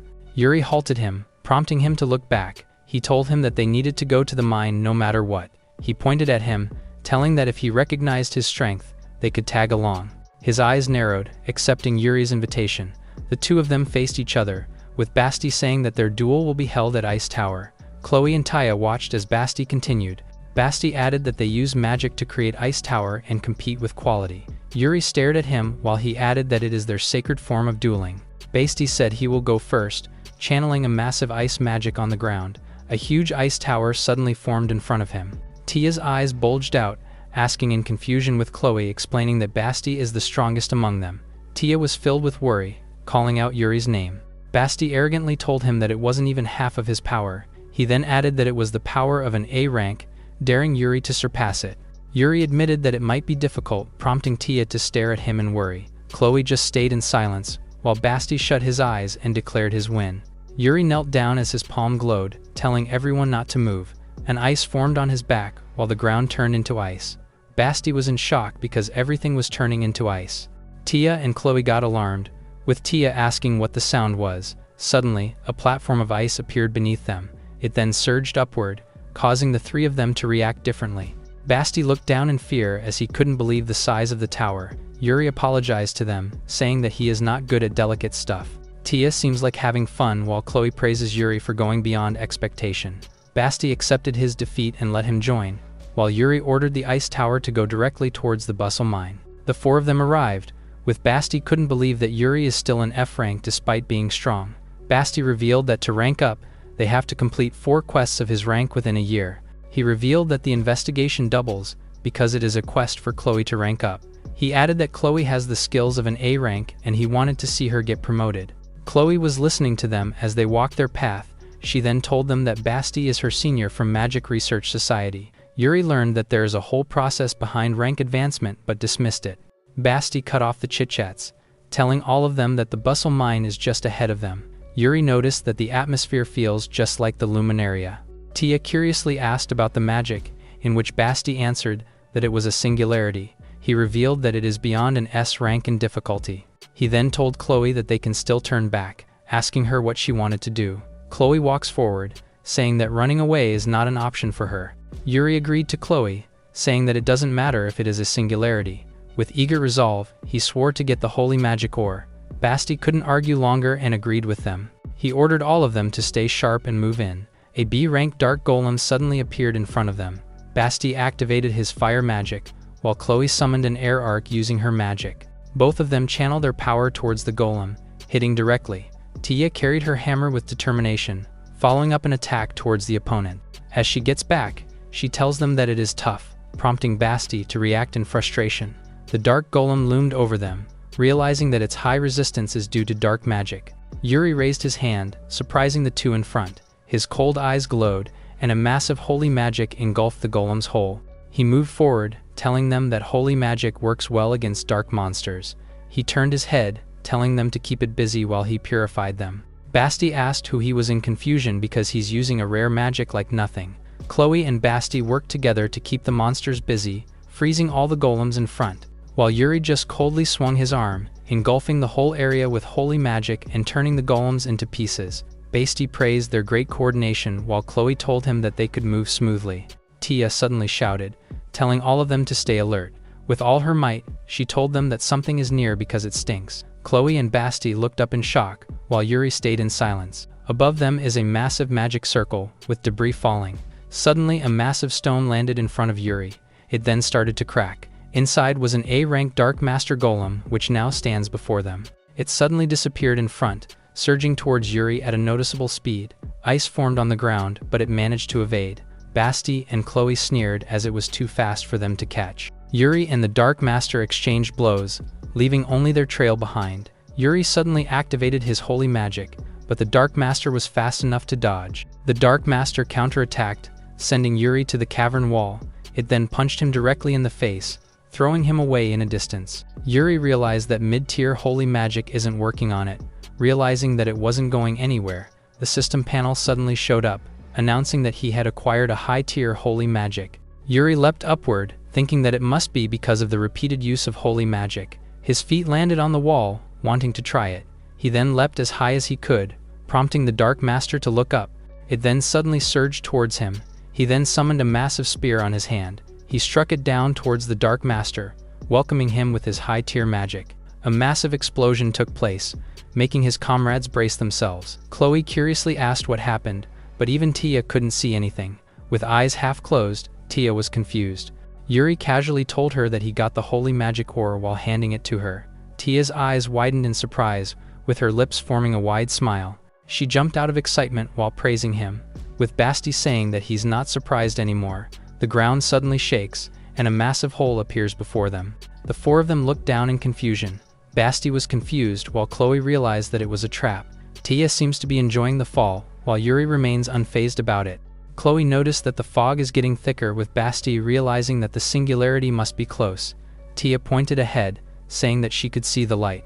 Yuri and Tia fell first, with him looking down below. Someone suddenly praised him for easily defeating his dark magic creation. Serial glowed menacingly, saying that he was eager to meet Yuri. The latter recognized him, calling his name. Basti and Chloe got alarmed, not knowing what was the thing below them. Yuri called out Lime, saying he's counting on her. Lime transformed bigger and caught all of them, while she grabbed Yuri's foot. She then instantly propelled him downward, with him clashing down towards Serial as their power erupted below. He realized that Serial's power is different from when they fought in Luminaria. He then deduced that it was his real form. Someone called him out, getting his attention.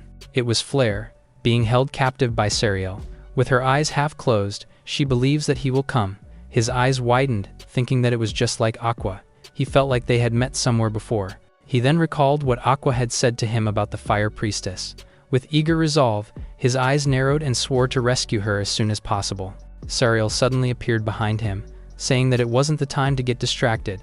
A massive ice shard suddenly appeared. With Chloe and Basti riding it, they managed to land an attack towards Sariel. Raising their glowing hands, they told Yuri that they would support him. The latter turned his gaze at them, while Sariel deemed them as annoying little bugs. Watching from afar, Tia noticed that the enemy is way stronger than the golem. With her wide eyes and mouth parted, she was amused by how amazing adventurers are. Chloe summoned fireballs and channeled it directly at the enemy, while Yuri surged forward to launch an attack using his glowing sword. Sariel was thrown away due to their combined attack. With Chloe and Basti's long-range magic attacks and Yuri's mid-air combat with ice mobility, Sariel smirked and deemed all of it a pain on his part. He then flickered his hand. The four of them seemed to be overwhelmed by pressure. Sariel released his powerful dark magic, enough to level the battlefield. Ice debris fell as Basti was sent away with it. Sariel looked down, clearing all the other obstacles for their one-on-one fight. He stared at Yuri's comrades, saying that humans are weak and fragile. While Flare watched all of them fall with her brows furrowed, Sariel's eyes glowed, thinking of them being a noble demon with eternal strength and beauty like him. Yuri stepped forward, prompting Sariel to notice him. He realized that there was one exception among them. It was Yuri, a monster who gave up being a human. He smirked at Yuri, saying that there will be no more interruptions. Yuri stared at him in silence as he continued to bring the battle into its finale. His sword glowed in blue while his other hand was covered with flames. He then emitted a massive golden energy while Sariel watched from above. Yuri swore that anyone who gets in the way of his freedom will be crushed. Sariel smirked at him, summoning his scythe covered in dark magic. In a blink of an eye, he descended towards Yuri's position. With a twisted face, he shouted with all his might and faced Yuri head-on. The battlefield was riddled with countless sword slashes and energy streaks as they fought. Yuri's burning eyes sharply pierced through the enemy with his gaze. He charged forward with his body enveloped in golden and blue energies. A simple horizontal swing from him tore a bluish arc into the air as it was unleashed towards Sariel. The latter spun his weapon in response, creating an improvised barrier to shield himself from the attack. He then hurled several ring blades conjured out of energy toward Yuri, to which he slipped past through them and dashed to approach the enemy. Sariel gestured his hands to control his blades, causing them to change direction mid-air and chase Yuri. But he saw this and was ready, responding by creating a barrier around himself with his sword slashes. He quietly endured as the dark ring blades slashed all over him. After that round, Sariel stood up confidently while Yuri was totally roughed up. The Dark Angel looked at him with a taunting expression and teased him. Seeing Yuri barely standing, he asked what happened to all that confidence from earlier. Still, his eyes continued to burn coldly. Looking at the enemy's weapon, it was a Grim Reaper's death scythe that absorbs blood from the wounds it inflicts. While they resumed the confrontation, he finally realized that this fatigue is all because of the blood loss from the scythe. He knew that the speed gap would only widen at this rate and realized the gravity of his situation. Suddenly, someone activated the elf secret art from afar. It unleashed the breath of the wind god toward Sariel, surprising Yuri himself as he looked at the attack. He then heard a voice telling him to not lose. It was Chloe who attacked with Basti's support, telling him he's not the kind of man who goes down like that. Sariel turned to her and said that it won't change anything. He then hurled a projectile aiming to kill them first, but Yuri won't let them and suddenly appears in front of him with his newly acquired wind magic. He stood confidently and brandished his sword to him, saying something has changed. He then called him an annoying little heartless replica, pissing Sariel off. Their conversation instantly transitioned to fighting again, with wind and dark energies blitzing through the battlefield. They maximized the use of the field through their powerful attacks while evading each other. They exchanged countless blows in an instant, piercing through the place. Yuri barely managed to outpace him, but he knew it's only a matter of time before he adapts. With this, he planned to end it in one go and exuded his powerful energy. A surge of blinding golden light burst forth from his sword as he thrusted forward. These golden lights approached Sariel and threatened to pierce him, but he only smiled confidently as he activated his skill, the World of Darkness. Suddenly, Yuri was transported into a space filled with nothing but darkness. Sariel then revealed that he has already prepared a counter for Yuri's ultimate. The distant darkness threatens to slowly consume his body. This time, Sariel believes it's over for Yuri and he will surpass him as number 0 to rise even higher. But from the darkness, an undying ember was born. It then expanded into a powerful light that revealed the silhouette of Yuri's new form. Sariel was confused, while Yuri heaved a calm and composed breath. Emerging from the flames, Yuri stood with a body like that of a war god. Flare then spoke as she was tied, reiterating that she already warned him that Yuri swore to take him down. Yuri's eyes stared at the enemy with a cold burn, a terrifying calm. Serial desperately cursed out the spirits for helping Yuri and getting in his way. He then expressed his disappointment in Yuri, who was once hailed as the number 0. Back then, he was once a lone warrior who rejected the company of anyone. And now, he's receiving help from his newfound allies. He said that he can't do something on his own. He activated his final skill in desperation, calling him disgraceful as he asked if this is the freedom he sought. Yuri stood still as the dark projectile began drilling its way towards him. But before the darkness touched him, it was split by the powerful flame field that surrounds Yuri. The latter then reflected how he used to not care what happened to anyone else as long as he had his freedom. But he realized that it was not that simple. Remembering his experiences, he reflected that life is all about helping and being helped in return.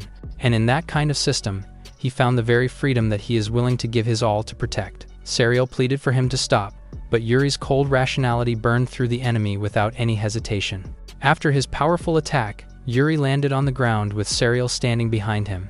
Yuri turned his gaze, seeing Serial gasping for his breath. Barely holding himself, Serial said that he can't afford to lose in a place like that. He told Yuri that he must surpass him, being the number 0. He raised his hand, having to say something.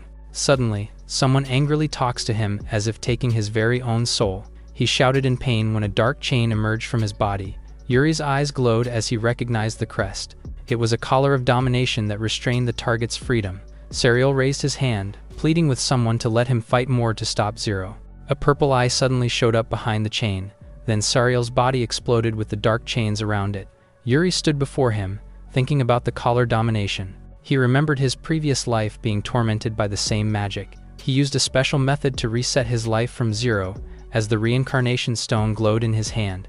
It was the biggest reason why he chose to reincarnate, to be freed from the collar of domination. He touched his neck, remembering the one who placed the collar on him. Someone suddenly stepped outside the black hole. The guy smiled at him, saying that it has been a long time. He then opened his eyes, while Yuri stared and recognized him.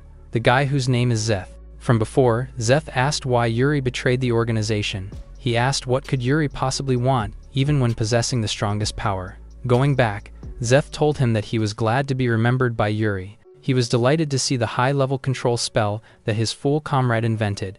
Yuri suddenly dashed towards him, raising his glowing sword. He managed to slash Zeth in half, or so he thought. He managed to get him. Zeth turned at him, telling that it is useless because what he sees is just a projection of him. He raised his hand, saying that Yuri belongs to him. His eyes glowed, saying that he can't wait to take Yuri's freedom again. He swore to bind him with a collar again, which made Yuri look at him coldly. The latter watched how he vanished into thin air. He stared ahead, remembering Zeth who took away his freedom.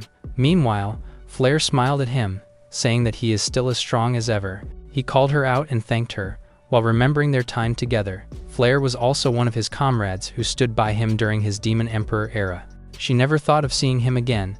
Admitting that it feels like a dream, she revealed that she had no idea what happened when she reincarnated as Fire Spirit. She smiled widely, thinking that she reincarnated just to fight alongside him again.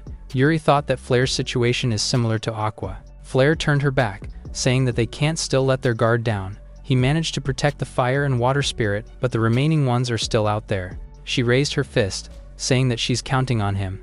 She smiled and told him to protect all the spirits before they fall in their hands and save the world again.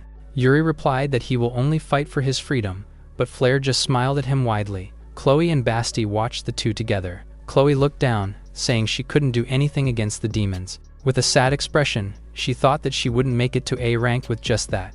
Basti called and assured her that she assessed the situation quickly and supported Yuri. He added that adventurers needed an ability to make a decision in an instant in which she possessed. They shake their hands, swearing to improve together. Yuri stared at them closely, while Lime and Tia declared that the battle ended in the Bustle Mine. Flare waved her hand at them, but there's still one thing left for them to do. Tia raised the holy magic ore, telling Yuri that she will definitely win the blacksmithing contest. Yuri agreed with her as the sky dragon flew away. Back at the blacksmith shop, Hugo couldn't believe that he actually got his hand on holy magic ore. Tia happily raised her fist, calling her grandpa to forge the sword that would win the contest. Hugo stayed in silence while holding his cup. He then apologized and told them that he didn't feel like striking it. Tia got mad, asking what he was talking about at times like this. Hugo made himself clear, instructing Tia to forge it. The latter's eyes widened in shock and couldn't believe that it was her. With his support, the mithril sword was a wonderful creation, but he can entrust it to her now. Hugo pointed at her, ordering her to forge the greatest sword to be a full-fledged blacksmith. Tia stared at him, thinking through her answer. She agreed to her grandpa, prompting Yuri to smile before heading back. Tia went inside and sat at the forging area. She then started working in it. She was forging the sword carefully with full determination. And the day comes and the Lydiel blacksmithing contest has begun. The MC raised her hand, asking who will be chosen for Lydiel's best weapon. Yuri walked around as the MC called for entry number 1. He noticed that Tia and the others hadn't arrived yet. The MC called for entry number 2, but others heard that they were working at the last minute. Someone speaks beside him, getting his attention. It was Kali, seemingly mocking Hugo's shop and telling him that they ran away. He told Yuri that it was a shame because they will not be able to forge a good sword in time. He turned to him with a twisted face, telling how scared Hugo and Tia were. But Yuri remained unfazed, not minding what he was saying. The MC called for Kali, prompting him to show the demon sword Durandal in front of them. The onlookers deemed it beautiful, saying that it is a masterpiece. The old men compliment how incredible it is, making them drawn on its beauty. Kali arrogantly tells everyone that aside from that, they also offer the cheapest price. He raised his hand, asking everyone to give their patronage to his shop. Yuri stood as he heard that the MC called for Hugo's shop. The MC was confused because they hadn't arrived yet even with their weapon. The onlookers got mad, telling them to hurry up. The MC was about to call for disqualification, but someone arrived. Yuri went on the stage, telling the MC to wait further. He told her that the Whitebeard's ship will appear with the greatest sword. The MC was hesitant when Kali stepped up and told Yuri that they must have quit. He leaned towards Yuri and told him that even if they disappear, others won't care. Yuri's eyes narrowed as it glowed, but someone suddenly arrived. Tia called for Yuri, using her jetpack while carrying the sword. Yuri looked up and recognized her, while she held the sword with eagerness. She threw the sword towards Yuri, asking him to take it. Yuri caught it in time, revealing an SS rank holy demonic sword that carries 2 attributes. The onlookers and the MC were shocked upon seeing the rarest sword. The old men were mesmerized because it was the sword that all blacksmiths aspire to create. The onlookers deduced that this year's winner must be the Whitebeard's shop, prompting Kali to look at them in frustration. Being trampled, he accused that the holy demonic sword must be fake. He told them that there is no way they will be able to obtain the material and create it in time. But Yuri revealed that his subordinate carried it off. Kali was dumbfounded when Yuri revealed his dirty work to take out Whitebeard's shop, but Yuri thanked him because an even more magnificent sword was created. Kali's eyes narrowed in rage. He furiously raised his sword and aimed it at Yuri. With a swift move, Yuri managed to break his demon Durandal sword in half. Kali's eyes bulged out in disbelief. Hugo witnessed what happened as he stood in the back. His eyes became teary while Tia was excited about the winner. Yuri shut his eyes, hearing the MC announce Whitebeard's shop as the winner. Back in the town, Yuri was walking silently. Someone suddenly called him out, getting his attention. It was Arya, waving her hand happily at him. She noticed that Yuri's weapon was new, to which he revealed to her that it was from the shop. She then grabbed his hand, dragging him away while telling him that she found a weapon shop too. She told him that they had arrived. She added that it was a hidden gem which only few people know. The adventurers were fighting over the first in line, while Tia was happily assisting them. Yuri was able to witness it, letting out a faint smile. The two of them arrived at the door of the weapon shop with the sword he obtained from them. Yuri slowly opened his eyes. He was confused of his whereabouts as he fell together with debris. He noticed that he was in the sky, thinking if it was another dream. Someone suddenly called him out, getting his attention. An old man smiled at him, saying that he was worried because he was not waking up. Yuri stared at the man, feeling like he had seen him before, but he couldn't remember. As they stood face to face, the old man told him to go to the Wind City immediately. The old man began disintegrating, leaving a message that if he doesn't, the world will face its destruction. Yuri realized that one global disaster keeps coming after another. His eyes suddenly widened in shock, feeling that his body became heavy as he fell. He thought that it was Lime's doing until he opened his eyes. He was lying in midair until he noticed that he was falling. Sky Dragon suddenly appeared and called out to him. He then noticed her as she leaned closer to him. He then landed on her shoulder, thanking her for saving him. He noticed that he became careless as he passed out due to exhaustion after returning from the quest. As they soar above, he realizes that he will get dragged into something troublesome again. He then arrived at the guild, planning to take a quest for Lime's new food. He stood in the quest board in disappointment, finding the same quest over and over again. His gaze landed on Lime, asking if there is a quest that catches her attention. Lime sulked in, being tired of the wolf and goblin's magic stone. Arya suddenly showed up and called his name. She waved her hand and cheerfully ran towards him. She asked if he was looking for a quest, in which he answered. She happily pulled out a quest, asking him to join the rare item gathering quest. Lime chirped beside, prompting him to think that she was excited for the rare items. Rika suddenly showed up, recognizing him. She then smiled and walked toward them. She then pulled out a quest and asked him to join the subjugation of the B-rank monster. Lime chirps in excitement, making him notice. Arya pointed at Rika with annoyance, saying she was the first to ask Yuri. The two stared at each other in rage with lightning crackling between them. Yuri raised his hand and asked the two to stop fighting. They then faced him and simultaneously asked to choose between them. Someone suddenly stepped up and held his hand, telling them to stop. It was Isha, happily pulling him away and telling them that she's borrowing Yuri. Arya and Rika find it unfair while trying to stop her, prompting Aisha to stop and stare at them menacingly while telling them that it is an emergency quest. Yuri seems so done with them, thinking if his opinion matters. As they bicker below, someone was watching them from a distance. It was a purple-haired girl, keeping her watch on them. At the eastern forest, Isha apologized to Yuri for dragging him all along. As they walk inside the forest, she reveals that it is a direct order from the guildmaster. She told him that the guildmaster is the head of Lydial Guild, and they receive a quest from her. Yuri realized that even adventurers who live for freedom can't avoid their duties. He remembered how he refused to be promoted because he doesn't like to take on a quest. He then told her that B rank must be really tough, but Aisha smirked as if there was something. She crossed her arms and proudly told Yuri that she is ranked 7th in A class. Yuri found it amazing and asked when it happened, but she said it was just natural. She revealed that the top 4 A rank are on another level because it hasn't changed in years. Yuri found out that there are still insane people, but it has nothing to do with him. He curiously asked why she needed him, but she revealed that it was an order from the guildmaster. She added that the quest is to make him her partner, but suddenly the wolves come out and growling at them. The C-rank wolves appear before them, as Isha told him that they need to eliminate rampaging monsters. She added that the quest is probably a test for Yuri. The wolves surrounded them as Yuri pulled out his sword. He instantly slashed the wolves in one swift move, surging past them. His eyes glowed as he coldly told her that he is not the type to just follow the guildmaster's order. Isha used her glowing sword and slashed the wolves in half, while Yuri did the same as if he was not bothered by it. The two of them stood by each other as Isha sighed in relief. They stood in the middle of 100 wolves' corpses, with her announcing that it was done. Yuri thought that even if the number is large, they can't measure his actual skill. A silhouette watched them from the trees. It then smirked, which caught Yuri's attention. A minotaur suddenly charged on their back with its weapon. Yuri carried Isha away as he managed to dodge its attack that caused the explosion. Isha looked at it in disbelief, while the minotaur grinned widely. It was a B-rank minotaur king, growling loudly at them. Yuri noticed that just before the king appeared, he noticed someone watching. The minotaur king growled in pain when Yuri suddenly slashed its body. It then landed on the ground, with Isha commenting that he was reckless. She then told him not to get the wrong idea because she could also take it down.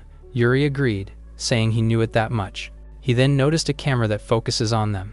The camera flashes in front of the two, while the guy tells them that it is a scoop. He grinned, announcing that an F-rank adventurer took down a B-rank monster. Yuri covered himself from the flash, while the man added that it will definitely be a huge scandal among the ranks. Isha sneered while Yuri curiously asked who that guy was. She revealed that it was Karj, whose life's purpose is to expose others' secrets. He was also 4th place in A-rank's adventurers, which made Yuri think that he was part of the top 4 she mentioned earlier. Isha asked Karj if he was also picked as a watcher, adding if she alone was not enough. Karj told her not to take it badly because the guildmaster wanted information quickly. Yuri realized that the quest was to partner with Isha and tail him, but he knew that it was to gauge his strength, but being watched does not feel good. Karj bid his goodbye, saying that he already got what he needed, but Yuri halted him, prompting him to stop in confusion. Yuri told him to delete the data on the camera, but he just smirked about it. He then pointed at Karj, saying that he does not want to stand out weirdly. Karj sneered at him, saying that he is more interesting than the rumors say. He then faced Yuri and agreed to delete it for him, but a shadow appeared on his feet. He instantly ran away, saying that only if he managed to catch him, but Yuri chased after. The shadows helped him move faster, while the shadow tendrils surged towards Yuri's direction, but the latter managed to grab the branch above and evade the tendrils. Karj turned his head, saying that he really had A-rank potential. Yuri was close enough to grab his head, but he disappeared in a blink of an eye. He landed on the ground, with Karj summoning shadows that looked like himself. He grinned widely with his camera flashing, asking Yuri to guess who was the real him. The latter covered his face due to the flashes, telling him that he had no idea. Karj was stunned in confusion, because Yuri swung his glowing sword around and slashing his clones. Karj's mouth parted in disbelief, hitting 6 places in one and thinking that it was a major scoop. He deemed Yuri too bad, swallowing the camera he had and saying that he was the real one. He bid his farewell while Yuri darted towards him. The latter swung his sword but was not able to chase after him. Isha walked towards him and called out his name. She admitted that she does not know why he clinged to being F rank. Her face glowed, admitting that if the guild found out his true strength they would never leave him alone. Yuri turned his face and stared at her as a response. Under the night sky, inside the guildmaster was watching the footage that Karj took. She crossed her arms, noticing that Yuri could put up a fight to an A rank. She recognized that his power is an A rank, or maybe he even surpasses that rank. Looking at Yuri's data, she swore that she had to find out the power that Yuri truly possessed. The adventurers gather inside the guild. Yuri notices that it feels a lot livelier than usual. He then arrived in front of the quest board. A replacement trial was posted and everyone was required to join. Someone suddenly stepped forward. It was the guildmaster of Lydiel named Mari, asking if he was Yuri. She asked him for a moment because she would like to speak with him. Yuri finally met her, asking what she wanted from him. She revealed that she heard a rumor that an adventurer is falsifying their rank. She added that the adventurer possesses a strength equivalent to an A rank and asked if it sounds familiar to him. Yuri suddenly answered and told them that someone like that is awful, leaving them dumbfounded. Mari fixed her glasses, saying that he really plays dumb as the rumor says. A hologram appeared above her palm, asking if he would feel the same after watching it. The hologram shows Basti, telling the guild that it is such a loss to keep him as F rank. Arya then proudly said that she had known him for a long time and he is the best. Butch suddenly appeared, telling how powerful he was but arrogantly brought himself. Rika showed up, saying that calling him the strongest in the history wouldn't be an exaggeration. After that, Mari asked him if he would still claim to be an F rank. Yuri affirmed and apologized, repeating what he had said during the promotion. But Mari cut him off, saying that she knew his circumstances. She knew how much he values freedom above anyone else. She then boldly added that during the replacement trial, she wanted Yuri to ascend to S rank. The adventurers' mouths parted in disbelief upon hearing it. While 3 other people showed an interesting smile, the main attraction just stared at her unimpressed. Mari revealed that being an S-rank adventurer he will be able to do what he wants and live freely. And from their perspective, the guild's authority will boost. Yuri thought that it was really a good proposal, but he won't be able to go unnoticed. Someone from above suddenly blurted out that it is getting juicy. It was Karj, telling everyone that it was a scoop. Yuri recalled that he was the guy from yesterday. Someone appeared again and told them that he heard everything. It was Leon, confirming if the condition also applies to them. A woman sitting above also heard the condition. It was Maka, saying that the title was too perfect for her. Another one found it unfair if only Yuri got to be an S rank, prompting the latter to stare at him in silence. It was Roy, standing before them and asking to let him in too. The adventurers couldn't believe what they were seeing. It was the 4 heavenly kings of A rank, gathering in one place. Yuri recognized them because of Isha, while Mari cupped her head because of them. Roy walked towards Yuri and introduced himself. Yuri noticed that compared to others, he gives off a different aura, deducing that he is the top one. He accepted his hand, saying that it was nice to meet him too. Suddenly, lightning engulfed his whole body. His eyes twitched, recognizing that it was a lightning-based magic. Roy apologized to him, saying that it is his way of saying hello. With a smirk on his face, he revealed that most adventurers would pass out in seconds, but Yuri proved him otherwise. The lightning slowly weakened as they stood face to face, with Roy pulling out his hand amidst the smoke. Yuri apologized to him, saying that he doesn't want to stand out anymore. Roy smiled in sarcasm, asking if he was like those types who act cold. Roy told him that he really despises those who look down on other adventurers. His eyes narrowed, saying that he wanted Yuri to get serious. But Yuri just stared at him, completely clueless about it. Mari stepped up and stopped him, saying that he is inside the guild. Roy turned his back, telling her not to get angry because he is just messing up with Yuri. He started walking away, bidding his goodbye. The 4 top rankers started taking their leave, with Roy telling him that he is looking forward to tomorrow. Yuri didn't reply and just watched them walk away. He then looked at his hand and realized that he attracted trouble again. Mari turned her head at him, apologizing for what happened. She then began introducing Roy. He was the rank 1 and the only one who can use lightning magic. She worriedly told him that he acts freely because of his strength, but he is not a bad guy. Yuri thought of him, thinking that his strength is proven, so there's no need for a replacement. He then asked Mari if the replacement battles can really test his strength. He added that if it is only to test his strength, there could be another way for it. Mari smirked at him, saying that he acted oblivious but sharp. She revealed that the replacement battles serve a purpose of choosing members for a special quest. Her gaze went sharp, saying that the selected members will be heading to the Wind City, Old Peak. He recalled the old man, telling him to go to that city immediately. He looked down, thinking that he was back on the same pattern again. With resolve, he now found a reason to go to the Wind City. Gathered inside the training were the 250 adventurers. Mari stepped up, announcing the replacement battles that were posted a day ago. During the period, they will kill monsters and gather magic stones to submit to the guild. After the assessment, based on the rarity of the stone, they will be re-ranked. However, if they withdraw from the test, their license will be revoked. Among those were Rika and Arya, who were lower than their actual strength, and Butch, who has stayed in his rank for years out of complacency. The guild was holding it because of the rank discrepancies. Adventurers like them always live next to death, but those who overcome countless hardships and seize glory, they were the ones who were called adventurers. Yuri stared at everyone else, having the number 1 on his panel. Mari raised her hand as the Lydial Guild replacement battles began. Yuri raised his hand, telling Lime that they have to finish it quickly. He then bit his finger, summoning his sky dragon and soaring up the sky. Yuri then asked what Lime could see, but she was eagerly focusing on finding something. She then chirped longer as if spotting something. Lime found a glowing spot inside the forest. She then opened her eyes as if announcing it. She reshaped herself as an arrow and pointed the direction to him. A golden light surged past the sky as Arya and Rika watched it. They recognized that it was Yuri, prompting them to be determined. Roy gazes above, recognizing the spirit as it should be. Yuri found a monster from above with the help of Lime. He then landed in front of the massive Cyclops. The B-rank Giga Cyclops roared at him, prompting him to apologize because the one he freed will be killed by now. A blue shadow suddenly appeared, hitting the Cyclops in the face with one swift kick. Yuri's eyes widened in shock as Leon threw a finishing blow towards the Cyclops' body. He then faced Yuri, apologizing that he can't let him go ahead. With glowing eyes, he announced that he is the one who will become an S-rank. Yuri's face became unimpressed, not anticipating it. As they walked through the forest, Arya irritatingly asked why Rika was following her. The latter retorted, saying Arya was the one following her. The two of them engaged in a heated argument as Arya asked who Rika is to Yuri. She then blushed as she cleared her throat, saying she is someone important to him. But Arya wasn't willing to back down and bragged that she had already been introduced to his family. They were debating so hard that the rabbit beside them was trembling in fear. Their heated argument was about to escalate as they fought over who's more important for Yuri. Little did they know, a spider monster from up was eyeing them. By chance, Rika somehow looked up and noticed the threat.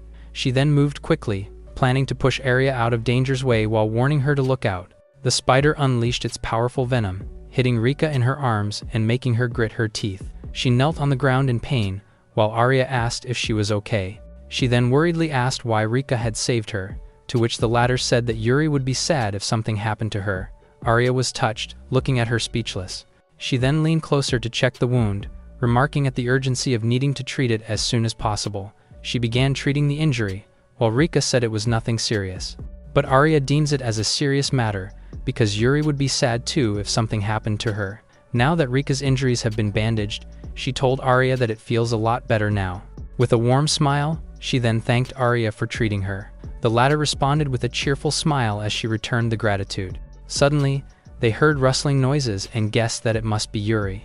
Little do they know, it was the noise of the other adventurers hunting their very own monsters. And among them was one particularly strong adventurer sitting atop of the pile of monster corpses. It was Roy, who did not even break a sweat when he hunted all these monsters. He was looking forward seriously, emanating calm pressure. Meanwhile, Leon and Yuri were seen traversing the forests. Yuri looked behind, glancing at Leon, who was keeping up with his speed. He then asks why he was tagging along, to which Leon finds it a foolish question. He said that there's a strong ranked monster nearby, and they're both after it. Hearing that Leon wants to defeat him, Yuri thinks he's a troublesome company. As they were getting out of the forest, a massive snake coiled out and faced them. It was a rank B sand snake, waiting for them. With one swift move, Yuri was able to close the distance with the snake, but just then, Leon was already in the air and was preparing to attack. He then came down at the snake with a powerful downward kick. Seeing this, Yuri couldn't help but think that he's surprisingly agile for his size, but there was one more monster aiming to charge at them. Seeing this, Maka activated her holy magic, catching both Yuri and Leon's attention. She then fired the arrow of affection directly to the monster's chest. As the monster fell down to the ground, Maka told them that they seemed to be having fun. She then stood with a confident smile and told them she wanted to join in too. Yuri looked at her, wondering what was going on, as the other adventurers kept coming. Then as she was standing, a monster bear suddenly emerged behind her to attack, but she was able to swiftly dash sideways to evade the bear's attack. The rank B monster began chasing her, but she seems to be having fun. She then turned around to prepare an attack, unleashing another arrow of affection that pierced through the monster's chest. She then let out a hearty chuckle, claiming that she's really a genius. Leon couldn't help but remark that the Saintess's power remained strong despite her age, but hearing him poke at her age pissed Maka off, threatening to pull out all his hair. Their playful banter continued as Maka fired her attacks at Leon. Watching this, Yuri couldn't help but be amazed by the A-rank adventurer's powers. He charged at the monsters, saying he had never struggled this much against another adventurer before, but still, he won't let himself fall behind and finally decided to take things seriously. Golden light streaked through the battlefield as he tore the monsters to pieces with a single attack. He looked forward, declaring that just standing idly around is not his style. Seeing this, both Leon and Maka were astonished. Yuri confidently stood before the monsters he had slain. He admits it was tough, but at least he managed to get a B-rank magic stone. Suddenly, he noticed black smoke coming from behind. The smoke grew and loomed over him as he looked up to it. From there emerged Karj, stealing the magic stone from the monster Yuri had just defeated. The latter only watched him with unimpressed eyes, while Karj only grinned and said he should try somewhere else. Just like that, he burrowed to the ground with his shadow ability and left. Maka remarked that Karj really has a tendency to do cruel stuff. Meanwhile, Leon asked if Yuri had potential, to which Maka said she had no idea. Turning to Yuri, he acknowledged that had been beaten and thought of another plan. At the bar, Pancho offered to give Yuri some advice because the first day didn't go well. Yuri said he was the only person he can trust at times like this, pissing Pancho for mispronouncing his name. The latter then told him that just hunting the monsters around won't be enough. He then asked him why not aim for an S-rank monster, to which he asked where he could find one. But Pancho has no clues too. Information about it is usually rare too. He then served Yuri a plate of their new long pasta bolognese for free. Pancho proudly boasted his cooking, while Yuri looked at it in excitement. Suddenly, a voice of a woman was heard insisting she saw something. It was May, reporting of the giant squid monster rising from the sea. This was enough to pique Yuri's attention, who turned around to listen. May continued pleading to the adventurers for help. Drinking his booze, the adventurer grew tired of her whining. He then threw the cup at May, scolding her for ruining her drink. He looked down on her, saying she must bring money if she wanted them to take on a job. Falling down, May had unintentionally exposed a little bit of her body. The wicked adventurers began assaulting her after seeing it. Yuri stood up to mediate, while Pancho pleaded with him not to break the shop. An inappropriate grin stretched out from the adventurer's mouth as he held May. The latter wanted to break free, but the adventurer was too strong for her. That was when Yuri finally held the adventurer's arms. He told him to let her go since she's not comfortable. The adventurers were surprised and asked for his identity. He told him to let go, but Yuri's grip only tightened and caused him to groan in pain.